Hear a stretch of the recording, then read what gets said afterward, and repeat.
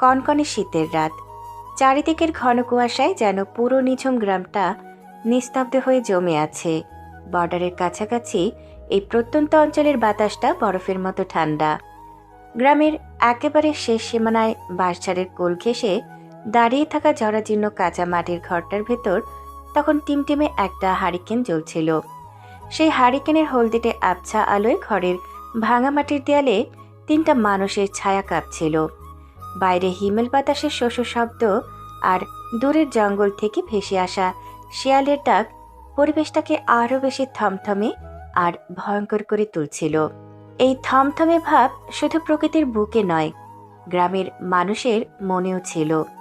Member Amjad Ali আর chairman Mokarram হোসেনের পেটোয়া বাহিনীর ভয়ে গ্রামের মানুষ সন্ধ্যার পরে দরজা জানালা বন্ধ করে দেয়। এই পুরো অঞ্চলে তাদের কথাই শেষ কথা। ঠিক এই সময়ে ঘরের ভেতরের কাঠের পুরনো চৌকির ওপর বসে এক মনে বইয়ের পাতাগুলো উল্টাচ্ছিল 23 বছরের এক তরুণ। তার নাম আরিয়ান রহমান। আরিয়ানের বাবা ফজলুর রহমান একজন সাধারণ কৃষক। সারা জীবন মাটির সাথে যুদ্ধ করা এই মানুষটার একমাত্র স্বপ্ন তার এই মেধাবী ছেলে যেন একদিন দেশের অনেক বড় পুলিশ অফিসার হয়। এই সমাজের অন্যায় আর ক্ষমতার দাপটগুলোকে যেন সে আইনের বুট দিয়ে পিষে দিতে পারে।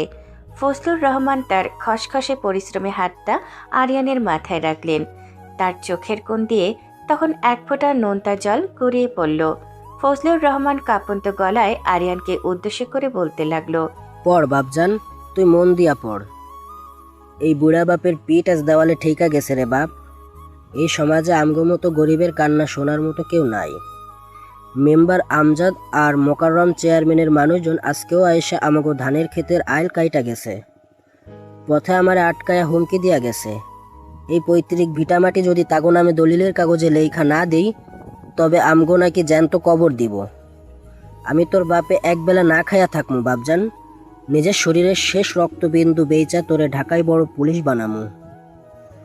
তুই শুধু দমে যাস না বাপ, তুই পইড়া যা।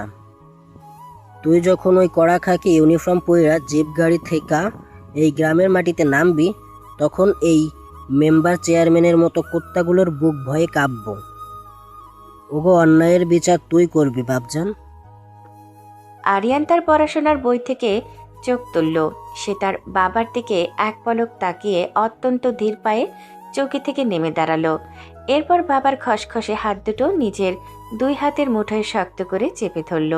তার বাপের এই অসহায় চোখের পানি তাকে ভেতরে ভেতরে পুড়িয়ে মারছিল। আরিয়ান তার বাবাকে আশ্বস্ত করে বলতে লাগলো, বাবা, তুমি একটুও চিন্তা করো না। মেম্বার আমজাদ আলী আর চেয়ারম্যান মোকাররম হোসেন নিজেদের এই গ্রামের ভগবান ভাবতাছে। টাকার গরম আর ক্যাডার বাহিনীর জোরে তারা দিনে দুপুরে গরিব মানুষের জমি কাইরা নেয়, মুখ খুললেই খুন করে। কিন্তু তারা জানে না আইন সবার জন্য সমান। আমি দিনরাত এক কইরা পড়াশোনা করতেছি বাবা। এই বিসিএস পরীক্ষাটা দিয়া জাস্ট একটাবার আমি এসপি হয়ে যাই, তারপর দেখবা এই বর্ডারের যত চোরাচালান আর মোকাররম চেয়ারম্যানের যত খুনের খতিয়ান আছে সব আমি নিজের হাতে টাইনা বের করবো। এই আরিয়ান রহমান কোনোদিন অন্যায়ের সামনে মাথা নত করে নাই, আর কোনোদিন করবও না। তুমি নিজের শরীরের খেয়াল রাখো বাবা, বাকিটা আমার উপর ছাইরা দাও। ঠিক তখনই ঘরের কাঠের দরজাটা একটু খুলে আরিয়ানের মা রাহেলা বেগম ভেতরে ঢুকলেন। তার এক হাতে ছিল এক বাটি গরম মুড়ি আর অন্য হাতে ছিল 2 কাপ চা। রাহেলা বেগম চোখ দুটো মুছলেন। তার মুখ অবয়বে এক চরম আতঙ্কের ছাপ স্পষ্ট। তিনি ঘরের জানালার ফাঁক দিয়ে বাইরের কুয়াশার দিকে একবার তাকালেন। তারপর জানালার কাঠের খিলটা ভালো করে লক করে দিয়ে আরিয়ানের পাশে এসে বসলেন। তার সারা শরীর তখন এক অজানা আশঙ্কায় কাঁপছিল। চেয়ারম্যানের ক্যাডাররা যে কতটা নিষ্ঠুর তা তিনি নিজের চোখে বহুবার দেখেছেন। তিনি খুব নিচু আর ফিসফিসে গলায় ফজলুর রহমান আর আরিয়ানের দিকে তাকিয়ে বললেন, আরিয়ান বাপ আমার, তোরা একটু আস্তে কথা বলিস। চেয়ারম্যানের যে সো কল্ড ক্যাডার বাহিনী আছে, ওই খুনি কাল্লু আর জুবাইয়ের, ওগো আমি একটু আগে লাঠি সোটা রামদা নিয়া বাজারের মোড়ে চায়ের দোকানে খাড়াইয়া থাকতে দেখছি। মোকাররম চেয়ারম্যান বড্ড খবিশ আর জানোয়ার মানুষ রে বাপ। ওরে যে চিনে সে দুনিয়ায় থাকে না। গত মাসেও ওই চরের জমি দখলের লাইগা 3টারে খুন করাইয়া নদীতে ভাসাইয়া দিছে। পুলিশও ওগো ছুঁইতেও পারে নাই। আমার বড্ড ডর করতেছে আরিয়ান। আমাগো এই জমি জায়গা যা আছে সব ওগো নামে লিখা দি চল। আমরা এই গ্রাম ছাইরা অন্য কোনো শহরে চইলা যাই। জানটা বাঁচলেও অনেক জমি হইব বাপজান। আমার আর কিছু লাগতো না। আরিয়ান তার মায়ের কাঁপতে থাকা কাঁধের উপর নিজের শক্ত হাতটা রাখল। সে মায়ের চোখের জল মুছে দিয়ে তাকে শান্ত করার চেষ্টা করল। মায়ের মনের ভেতরের এই ভয়টা তাকে তীব্রভাবে পীড়িত করছিল, কিন্তু সে কাপুরুষের মতো মাথা নত করতে রাজি ছিল না। আরিয়ান তার মায়ের চোখের পানি মুছে দিয়ে তাকে দীর্ঘ কণ্ঠে বলল, মা, এই গ্রাম থেকে পালাইয়ে যাওয়া কোনো সমাধান না। কাপুরুষের মতো পিঠ দেখায় পালাইলে এই চেয়ারম্যান মেম্বাররা আরও মাথায় চড়ে বসবো। আজ আমরা পালাবো, কাল অন্য একটা পরিবারকে তারা শেষ করবে। এরা টাকার জোরে পুলিশ কেনে, এরা কোর্ট কাছারি কেনে, কিন্তু মানুষের ভাগ্য আর ভেতরের ইমান কিনতে পারে না। তুমি একটু ডরাইও না মা, আমি কাল সকালেই শহরে যাবো। বড় পুলিশ সুপারের কাছে এই চেয়ারম্যানের বিরুদ্ধে দরখাস্ত নিয়ে যাবো। দেখি মোকারমের হাত কত বড় হয়েছে। ঠিক তখনই তাদের কথার মধ্যে ঘরের বাঁশের তৈরি মেন দরজাটা এক প্রচণ্ড লাথিতে ভেঙে চৌচির হয়ে ঘরের মেঝের ওপর আছড়ে পড়ল। ঘরের শান্ত বাতাস কাঁপিয়ে একটা বিকট শব্দ হলো। চৌকের ওপর রাখা হারিকেনটা সেই তীব্র ধাক্কায় উল্টে গিয়ে মেঝেতে পড়ে নিভে গেল এবং পুরো ঘর এক নিমেষে ঘুটঘুরে অন্ধকারে ডুবে গেল। কিন্তু সেই অন্ধকারের বাইরে দাঁড়িয়ে থাকা দুটো মোটর বাইকের হেডলাইটের তীব্র হ্যালোজেন আলো জানালার ফাঁক আর ভাঙা দরজা দিয়ে ঘরের ভেতর এসে আছড়ে পড়ল। সেই আলোর তীব্র ব্যাকলাইটে দেখা গেল হাতে ধরালো লম্বা রামদা হকিস্টিক আর শটগান নিয়ে ঘরের ভেতরে হুড়মুড় করে ঢুকে পড়েছে 4-5 জন কালো কাপড়ে মুখ ঢাকা লোক। তাদের একদম সামনে দাঁড়িয়ে আছে চেয়ারম্যানের প্রধান লোক কাল্লু। তার পেছনে রয়েছে জুবায়ের ও লিয়াকত নামের আরও 2 হিংস্র ক্যাডার। কাল্লু তার হাতের রামদাটা মাটির কাঁচামেঝেতে সজোরে ঢুকে পৈশাচিক এক হাসি দিল। তার গলার আওয়াজ ছিল আস্ত একটা হিংস্র পশুর মতো। আরিয়ানের বাবা ফজলুর রহমানকে কাল্লু চড়া গলায় হুঙ্কার দিয়ে উঠল, কিরে ফজলু বুড়া, বড্ড ডায়লগ মারতেছিলি। বাজারে খারাইয়া ভাবছিলি তোর পোলা ঢাকা থেকে পুলিশ অফিসার হইয়া আইসা আমাকে ফাঁসি দিব। চেয়ারম্যান মোকাররম হোসেনের ডেট ওয়ারেন্টের হুকুম আইসা গেছে। এই আরিয়ান বিশেষ পরীক্ষা আজ রাতেই বুড়িগঙ্গা পাঠাইয়া দিমু। ধর এই বুড়াটারে আর ওই ছোড়াটারে শেষ কর। কালুর কথা শেষ হওয়ার সাথে সাথে জুবাইর ও লিয়াকত নামের 2 লোক লাফিয়ে পড়ে ফজলুর রহমানকে লাথি মেরে চৌকি থেকে নিচে মেঝেতে ফেলে দিল। আরিয়ান নিজের যান বাজি রেখে অন্ধকারের মাঝেই এক ক্যাডারের উপর ঝাঁপিয়ে পড়ল। তার হাত থেকে হকিস্টিকটা এক ঝটকায় কেড়ে নিয়ে লোকটার মাথায় সজোরে আঘাত করল আরিয়ান। লোকটা রক্তাক্ত হয়ে মেঝেতে পড়ে চিৎকার করতে লাগলো, কিন্তু আরিয়ান একলা এতগুলো সশস্ত্র পেশাদার কিলারকে সামলাতে পারল না। পেছন থেকে কাল্লু তার ভারী শটগানের লোহার কোদো দিয়ে আরিয়ানের মাথায় এক প্রচণ্ড আঘাত করল। আরিয়ান ছিটকে গিয়ে মাটির দেয়ালে বাড়ি খেয়ে মেঝেতে পড়ে গেল। তার কপাল ফেটে গরম রক্ত চোখের ওপর নেমে এলো।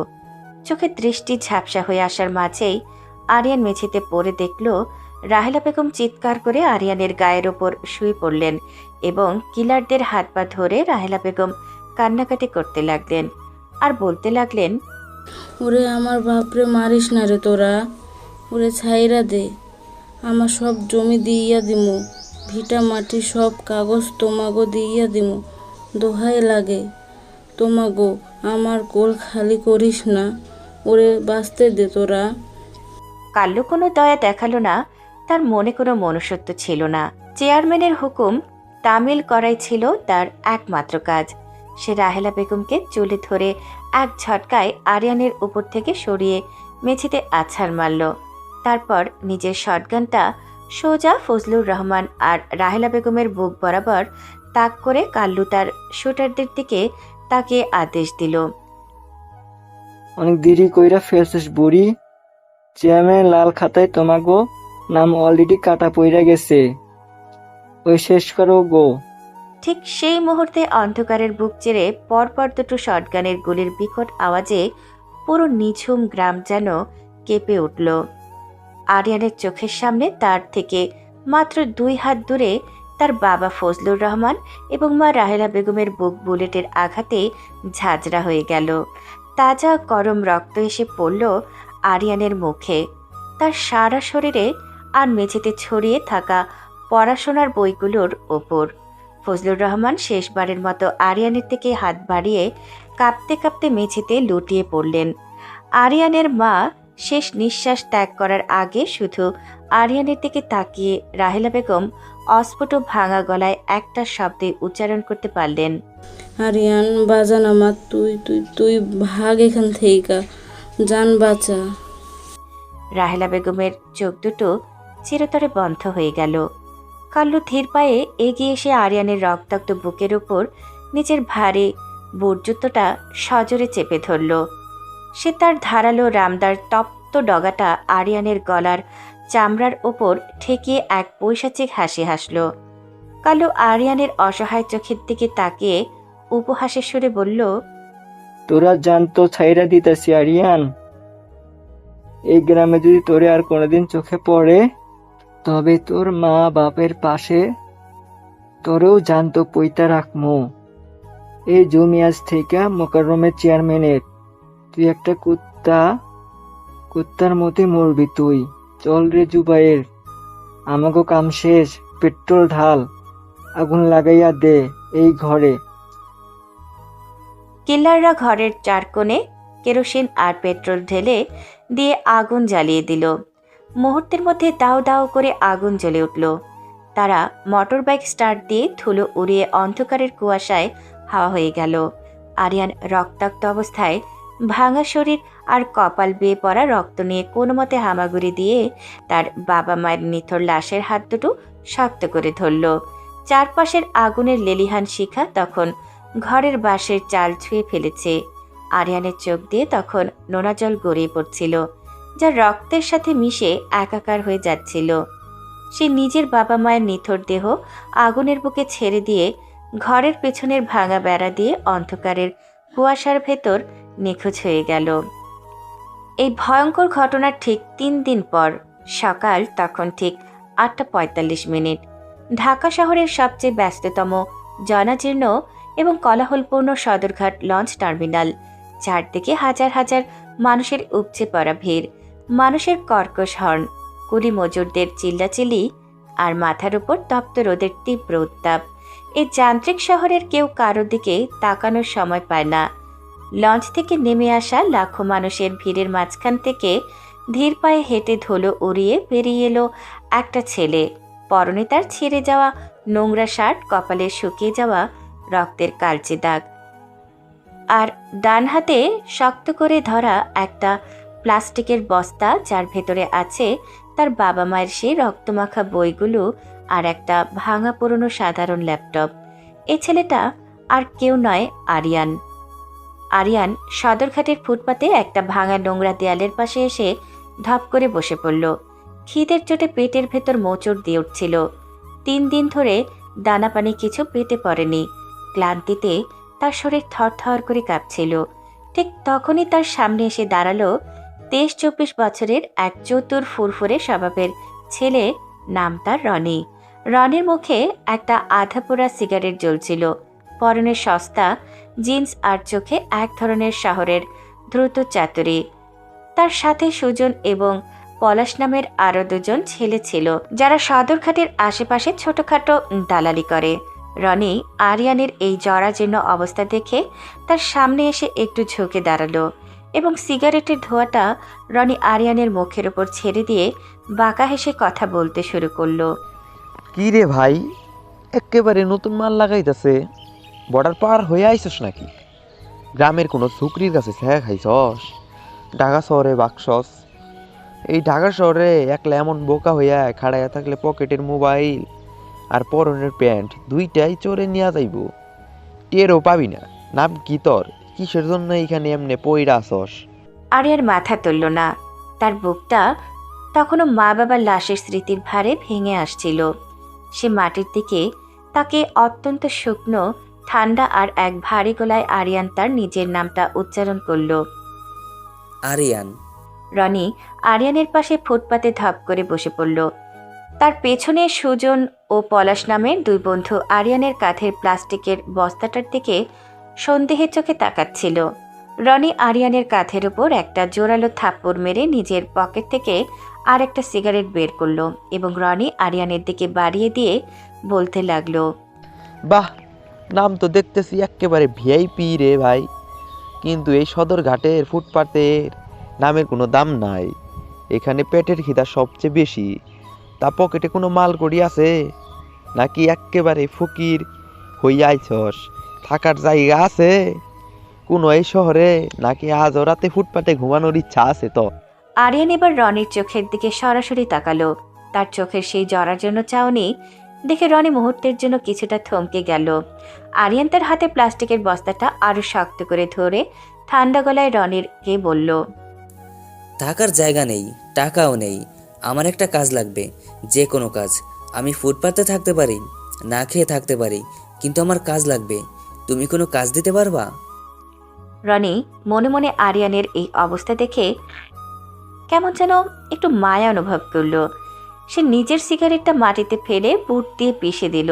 তারপর আরিয়ানের দিকে রনি তাকে একটু গম্ভীর হয়ে বলতে লাগলো, আচ্ছা চল, তোর কপাল ভালো যে আজ এই রনি ভাইয়ের সামনে বসছস। আমি থাকি ওই গুলিস্তানের এক মেসের ছাদে, ফুটপাতে সস্তা কাপড়ের দোকানদারি করি। তোর শরীর গতর ভালো আছে? আমাগো ওই মোড়ের খান মোবাইল অ্যান্ড ইলেকট্রনিক দোকানে একটা মেকানিকের হেল্পার লাগবো। দোকানের মালিক মজিদ ভাই অনেকদিন ধরে একটা কাজের লোক খুঁজতেছে। কাম পাবি, কিন্তু বেতন বড্ড কম ভাই। থাকুন খাওয়া ওই মেসের ছাদেই হইব। যাবি আমার সাথে নাকি এই ফুটপাতেই বইরা থাকবি? আরিয়ান এক মুহূর্ত ভাবল না। এই বিশাল অচেনা শহরে বেঁচে থাকার জন্য তার একটা আশ্রয়ের খুব প্রয়োজন ছিল। সে তার বাবা মায়ের রক্তমাখা স্মৃতি জড়ানো বস্তাটা কাঁধে তুলে নিয়ে রনির পাশে গিয়ে দাঁড়ালো। আরিয়ান শান্ত গলায় জবাব দিল, জামু, চলো। দুপুর তখন ঠিক 2:15। গুলিস্তানের এক অন্ধকার সৌরগুলির ভেতর অবস্থিত খান মোবাইল অ্যান্ড ইলেকট্রনিক্স। চারদিকে শত শত নষ্ট মোবাইল, কিবোর্ড, চার্জার আর কম্পিউটারের ভাঙা পাট স্তূপ হয়ে নোংরা আবর্জনার মতো পড়ে আছে। দোকানের সামনে রানা ও আরিফ নামের আরও দুইজন জুনিয়র টেকনিশিয়ান বসে বোকার মতো স্ক্রুড্রাইভার দিয়ে মোবাইলের ব্যাকপার্ট খুলছিল। দোকানের মালিক মজিদ খান একজন খিটখিটে বুড়ো মানুষ। তার চোখে সবসময় একটা মোটা পাওয়ারের চশমা থাকে আর মুখে সারাক্ষণ জর্দা মাখানো পানগুজা থাকে। রনি আরিয়ানকে মজিদ খানের সামনে এনে দাঁড় করালো। মজিদ খান তার চশমার উপর দিয়ে আরিয়ানকে ওপর নিচ ভালো করে দেখে মুখ থেকে পানের লাল পিক ফেলে মজিদ খান খড়খড়ে গলায় আরিয়ানকে ধমক দিয়ে বলতে শুরু করলো, চেহারা তো দেখতেছি ভালো ঘরের পোলা, কিন্তু শোনো হে জওয়ান, এই দোকানে কোনো ফাঁকিবাজ চলবে না। দিনে এই নষ্ট হওয়া সেটগুলার স্ক্রু খুলবি আর ঝাড়পোছ করবি আর মাদার বোর্ডের সোল্ডারিং পরিষ্কার করবি। বেতন মাসে মাত্র 4,000 টাকা। রাজি থাকলে আজ এখন থেকে কামে লাগ, নইলে নিজের রাস্তা দেখ। আরিয়ান বিন্দু মাত্র দ্বিধা করল না। সে এই ভাঙা যন্ত্রাংশের স্তূপের দিকে তাকালো। সে জানত না এই তার সার্কিট আর চিপসের দুনিয়াটা আসলে কি, কারণ সে পড়াশোনা ছাড়া জীবনে কখনো প্রযুক্তির গভীর কিছু দেখেনি। কিন্তু তার এখন বেঁচে থাকতে হবে। আরিয়ান মজিদ খানের দিকে তাকিয়ে শান্ত গলায় নিজের সম্মতি জানিয়ে দিল, আমি রাজি মজিদ ভাই, আজ এখন থেকেই আমি কাজ শুরু করতেছি, আমার কোনো সমস্যা নাই। মজিদ খান আরিয়ানের হাতে একটা সাধারণ স্ক্রুড্রাইভার আর একটা জং ধরা পুরনো বাটন ফোন পরিষ্কার করার জন্য ব্রাশ তুলে দিল। আরিয়ান দোকানের একদম কোনায়, যেখানে আলো সবচেয়ে কম, সেখানে একটা ভাঙা কাঠের টুলে বসে নিজের কাজ শুরু করলো। রনি তার বন্ধুদের নিয়ে বাইরের ফুটপাতে চলে গেল।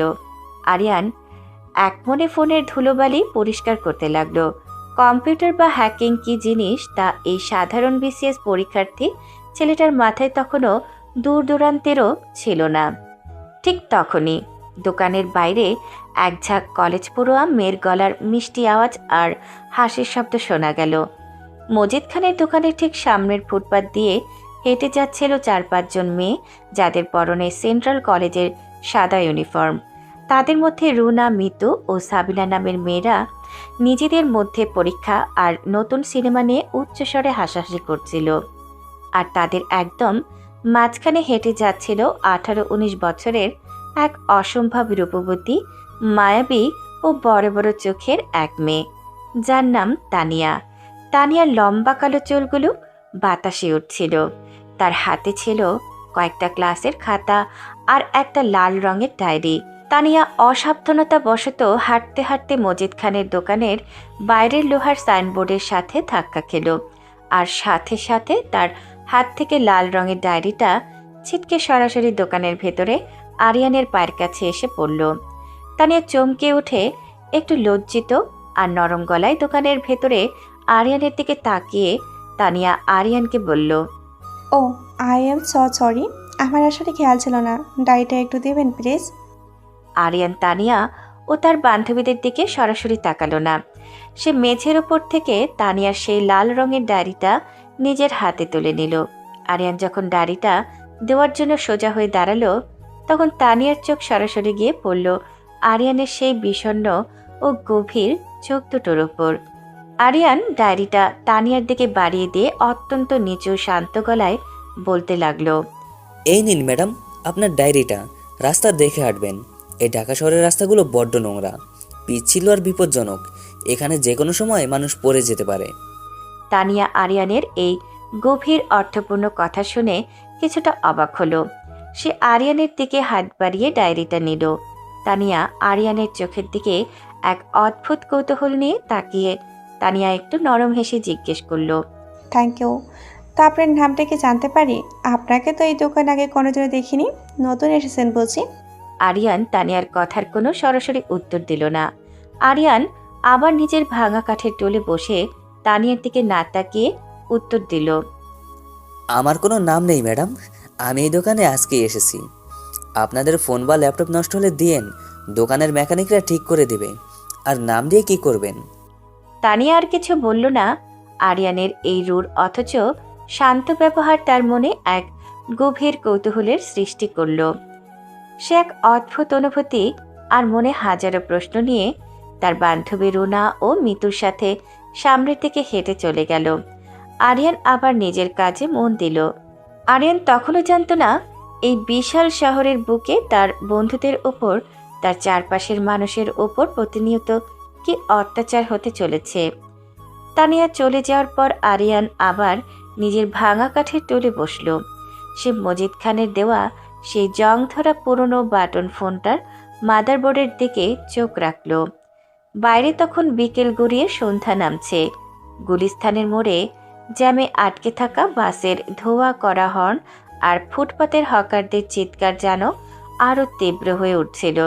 মজিদ খান ক্যাশ বাক্স থেকে একদলা জর্দা মাখানো পান মুখে পুরে আরিয়ানের দিকে 200 টাকার একটা নোট ছুঁড়ে দিলেন। তারপর মজিদ খান আরিয়ানের দিকে তাকিয়ে কিছুটা নরম অথচ সতর্কতার সুরে কথা বলতে শুরু করলেন, এই নে আরিয়ান, তোর আজকের খয়রাকি। নতুন হাত হিসাবে আজ ভালোই কাম করছস। তবে মনে রাখিস বাপ, এটা তোর সে শান্ত গ্রাম না। এইখানে বেশি চালাকি করতে যাস না, তা না হলে এই শহর তোর জন্য কাল হয়ে উঠব। তুই সোজা হয়ে কাম করবি, শান্তিতে থাকতে পারবি বাপ। আর দোকান বন্ধ কর, রনি আসতেছে তোরে মেসে নিয়ে যাওয়ানের লাইগা। আরিয়ান হয়তো ব্রাশটা টেবিলের উপর রেখে মজিদ খানের দিকে তাকালো। সে অত্যন্ত শান্ত গলায় মজিদ খানকে উত্তর দিল, ঠিক আছে চাচা, দোকান আমি লক করে দিচ্ছি, আপনি বাসায় যান। মজিদ খান দোকান থেকে বের হয়ে যাওয়ার ঠিক 2-3 মিনিটের মাথায় গলির মোড় থেকে শীষ দিতে দিতে এগিয়ে এলো রনি। রনির পেছনে আরও 2জন ছেলে হেঁটে আসছিল। একজনের পরনে একটু চকমকা লাল শার্ট আর চুলে স্পাইক করা, তার নাম শুভ। অন্যজন একটু মোটা মোটা, সে সারাক্ষণ কাগজের ঠোঙ্গার ঠেলে মুখে ঝালমুড়ি পরে চিবোচ্ছিল, তার নাম রাসেল। এরা সবাই গুলিস্তানের ফুটপাতে সস্তা জুতো আর গেঞ্জির দোকানদারি করে। রনি এসে আরিয়ানের পিঠে একটা জোরালো চাপড় দিয়ে বেশ উচ্ছ্বসিত গলায় কথা বলতে শুরু করলো। কি রে আরিয়ান, মসজিদ বুড়ার খাসা থেকে মুক্তি পাইলি? তাহলে চল আজ তোর আমাকে ডেরাই নিয়ে যামু। ফুটপাতের জীবন অত সোজা না রে ভাই। সারাদিন খাটুনির পর একটু আড্ডা আর কোকা কোলা না খাইলে মগজ জ্যাম হইয়া যায়। শুভ, রাসেল এইটা আমাকে নতুন পার্টনার আরিয়ান, গ্রাম থেকে আইছে, খুব শান্তশিষ্ট পোলা। শুভ নিজের স্পাইক করা চুল হাতে বুলাতে বুলাতে আরিয়ানের জরার জন্য পোশাকের দিকে তাকালো। শুভ আরিয়ানের দিকে তাকিয়ে একগাল হেসে বেশ রসিকতার স্বরে বলতে লাগলো। নামের মধ্যে একটা হিরো হিরো ভাব আছে ভাই, তবে এই শহরে একটু ফিটফাট না থাকলে মেয়েরা পাত্তা দিব না। এই যে দেখ, আমার গার্লফ্রেন্ড সরকারি তিতুমির কলেজে পড়ে, ওরে পটাইতে আমার 3 মাস জিলিপি খাওয়াইতে হইছে। তোর কোনো আইটেম আছে নাকি গ্রামে ভাই? রাসেল তার মুখের ভেতরে ঝালমুড়িটুকু কোনো মতে গিলে নিল। সে চেবিয়ে চেবিয়ে শুভর কথার মাঝখানে বাধা দিয়ে আরিয়ানের দিকে তাকিয়ে বলল, আরে শুভ, তুই থাম তো। ও আইসে গ্রাম থেকে এত কষ্ট পাইয়া, আর তুই আসোস তোর পকিং পকিং নিয়া। আরিয়ান, তুই শুভর কথায় কান দিস না। এই শহরে প্রেম করা মানে নিজের পকেটে নিজে ডাকাতি করা। আমার জানো ময়না আছে না, আজ সকালে কয় কি নিউ মার্কেটের ওই 5,000 টাকার 3 পিসটা না দিলে আমি বিষ খাবো। আমি কইলাম, বিষ খাইলে খা, তাও ভালো, 5,000 টাকা আমি কই পাবো? চারজন মিলে হাঁটতে হাঁটতে গুলিস্থানের এক জরার জন্য 5তলা ভবনের ছাদে এসে পৌঁছালো। ছাদের উপর একটা বড় টিনের ঘর, ওটাই ওদের ম্যাচ। চারপাশটা তখন ঘুটঘুটে অন্ধকার হয়ে এসেছিল। কেবল দূর থেকে ঢাকা শহরের বহুতল ভবনগুলোর নিয়ন আলো আর বড় বড় বিলবোর্ডগুলো জ্বলছিল। রনি একটা প্লাস্টিকের ছেঁড়া মাদুর ছাদের মেঝেতে বিছিয়ে দিল। সবাই গোল হয়ে বসে পড়ল। বাতাসে ফুটপাতের ধুলো আর সিগারেটের ধোঁয়া মিশে একাকার হয়ে যাচ্ছিল। শুভ আর রাসেল একে অপরের প্রেমিকা, ফুটপাতের লাইনম্যানদের চাঁদা আর এই শহরের বড় বড় মাফিয়াদের নিয়ে অনর্গল কথা বলে যাচ্ছিল। আরিয়ান ছাদের এক কোনায় চুপচাপ দেয়ালের পিঠ ঠেকিয়ে বসে রইল। তার চোখে ছিল আকাশের বুক চিরে থাকা অন্ধকারের দিকে। সে এখনো এই শহরের আসল রূপ জানে না। রনি তার হাতের সিগারেটের ধোঁয়াটা হাওয়ায় ছেড়ে আরিয়ানের দিকে তাকিয়ে বলতে লাগলো, আরিয়ান, তুই কি এই ঢাকা শহরে খবরা কিছু জানস? এই যে কাল রাতেও তেজগাঁয়ের এক বড় ব্যবসায়ী মাফিয়ার মানুষজন গুম কইরা দিল। পুলিশ নাকি ওগো কোনো ক্লু পাইতেছে না। কেউ কেউ বলতেছে এই underworld mafia don black shark, আর স্বরাষ্ট্র মন্ত্রণালয়ের ভেতরে কিছু বড় বড় হাত মিলে নাকি পুরোটা শহর গিলতাছে। যেই ওগো বিরুদ্ধে কথা কয় সেই হাওয়া হইয়া যায়। আমাগো মতো চুনোপুটি গো এ শহরে জাস্ট জানটা বাঁচাই রাখাটাই খুব বড় ব্যাপার। তাই নতুন আইসিস তো, আস্তে আস্তে সব বুঝতে পারবি। আর একটা কথা, কারোর সাথে ঝামেলা মারামারি হলে সেখানে যাবি না। আরিয়ান অন্ধকারের মাঝে নিজের ঠোঁটের কোণে এক বিষণ্ণ হাসি ফুটিয়ে তুলল। মা বাবার খুনের ক্ষত বুকে নিয়ে সে রনির কথার জবাবে অত্যন্ত ধীর ও শান্ত গলায় বলল, চুনোপুটিরা যখন একজোট হয় রনি ভাই, তখন সাগরের বড় বড় হাঙরও বাঁচার পথ খুঁজে পায় না।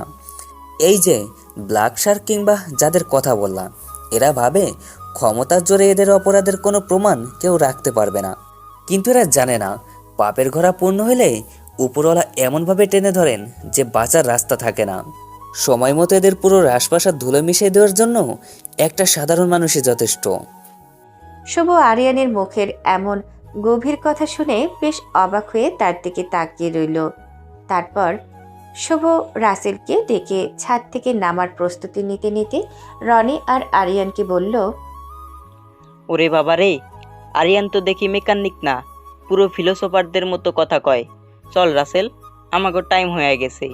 পিঙ্কি আবার রাস্তার মোড়ে খাড়ায় আছে, লেট হইলে আমার কপালে শনি আছে। শুভ আর রাসেল আড্ডা শেষ করে ছাদ থেকে নেমে গেল। রনি একটু পর ম্যাসের ভিতরে গিয়ে লুঙ্গিটা গায়ে জড়িয়ে নাক ডেকে ঘুমাতে শুরু করলো। রাত তখন ঠিক 11:45। পুরো ছাদ এখন নিঝুম নিস্তব্ধ। কেবল নিচের মেন হাইওয়ের দূরবর্তী গাড়ির চাকার শব্দ ভেসে আসছিল। আরিয়ান ধীর পায়ে মাদুর ছেড়ে উঠে দাঁড়ালো। সে তার প্লাস্টিকের বস্তা থেকে বাবার দেওয়া সেই রক্তমাখা বইগুলো আর ভাঙা পুরনো ল্যাপটপটা বের করলো। ল্যাপটপটা অন করার চেষ্টা করতেই ওটার স্ক্রিনটা একবার নীলচে আলো দিয়ে কেঁপে উঠে আবার বন্ধ হয়ে গেল। আরিয়ান বুঝতে পারল ল্যাপটপটা পুরোপুরি ডেড। সে ওটার কিবোর্ডের ওপর হাত বোলালো। সে ডার্ক ওয়েব বা হ্যাকিংয়ের কিছুই জানে না। কেবল বুকে একরাশ চাপা ক্ষোভ নিয়ে আরিয়ান আকাশের অন্ধকারের দিকে তাকিয়ে আরিয়ার মনের ভেতর অত্যন্ত শান্ত গলায় বলতে লাগলো, মোকারম চেয়ারম্যান, তুমি ভেবেছো ঢাকা শহরে এসে আমি ফুটপাতের কুত্তা হয়ে গেছি? আমার মা বাবার রক্তের প্রতিটা ফোঁটার হিসাব আমি একদিন নিব। আমি নিজেকে তৈরি করব, এমনভাবে তৈরি করব যে কেউ আমাকে কোনোদিন ছুঁতে পারবে না। পরদিন সকাল ঠিক 7:30। পুরো ঢাকা শহর যেন আবার এক যান্ত্রিক ব্যস্ততার ওপর জেগে উঠল। গুলিস্তানের মজিদ খানের দোকানের সামনে মানুষের উপচে পড়া ভিড় জমে গেছে। আরিয়ান তখন দোকানের বাইরে একটা ভাঙা টেবিল পেতে মজিদ খানের দেওয়া একটা পুরনো স্যামসাং মোবাইলের ডিসপ্লে সোল্ডারিং করছিল। সে চারপাশের হকারদের কথা শুনছিল, কিন্তু তার মুখে কোনো বিকার ছিল না।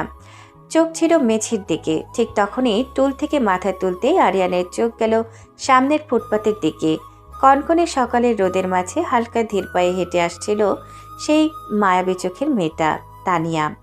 আজ তানিয়ার পরনে হালকা নীল রঙের একটা সালোয়ার কামিজ, কাঁধে কলেজের ব্যাগ।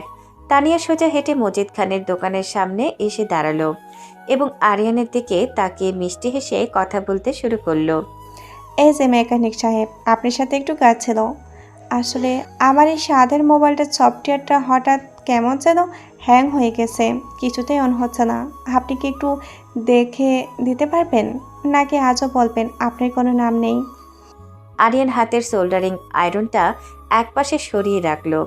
আরিয়ান তানিয়ার মায়াবী চোখের দিকে সরাসরি তাকিয়ে অত্যন্ত শান্ত ও এক নর্মাল গলায় জবাব দিল, মোবাইলটা টেবিলে রাখুন, আমি দেখছি। এই শহরের সস্তা মোবাইলগুলোতে বেশি উল্টাপাল্টা অ্যাপস ডাউনলোড করলে প্রসেসর জ্যাম হয়ে যায়। আপনার মতো কলেজের মেয়েদের একটু সাবধানে ফোন চালানো উচিত। আপনার ফোনটা বিকেল 4টায় এসে নিয়ে যাবেন, ঠিক হয়ে যাবে।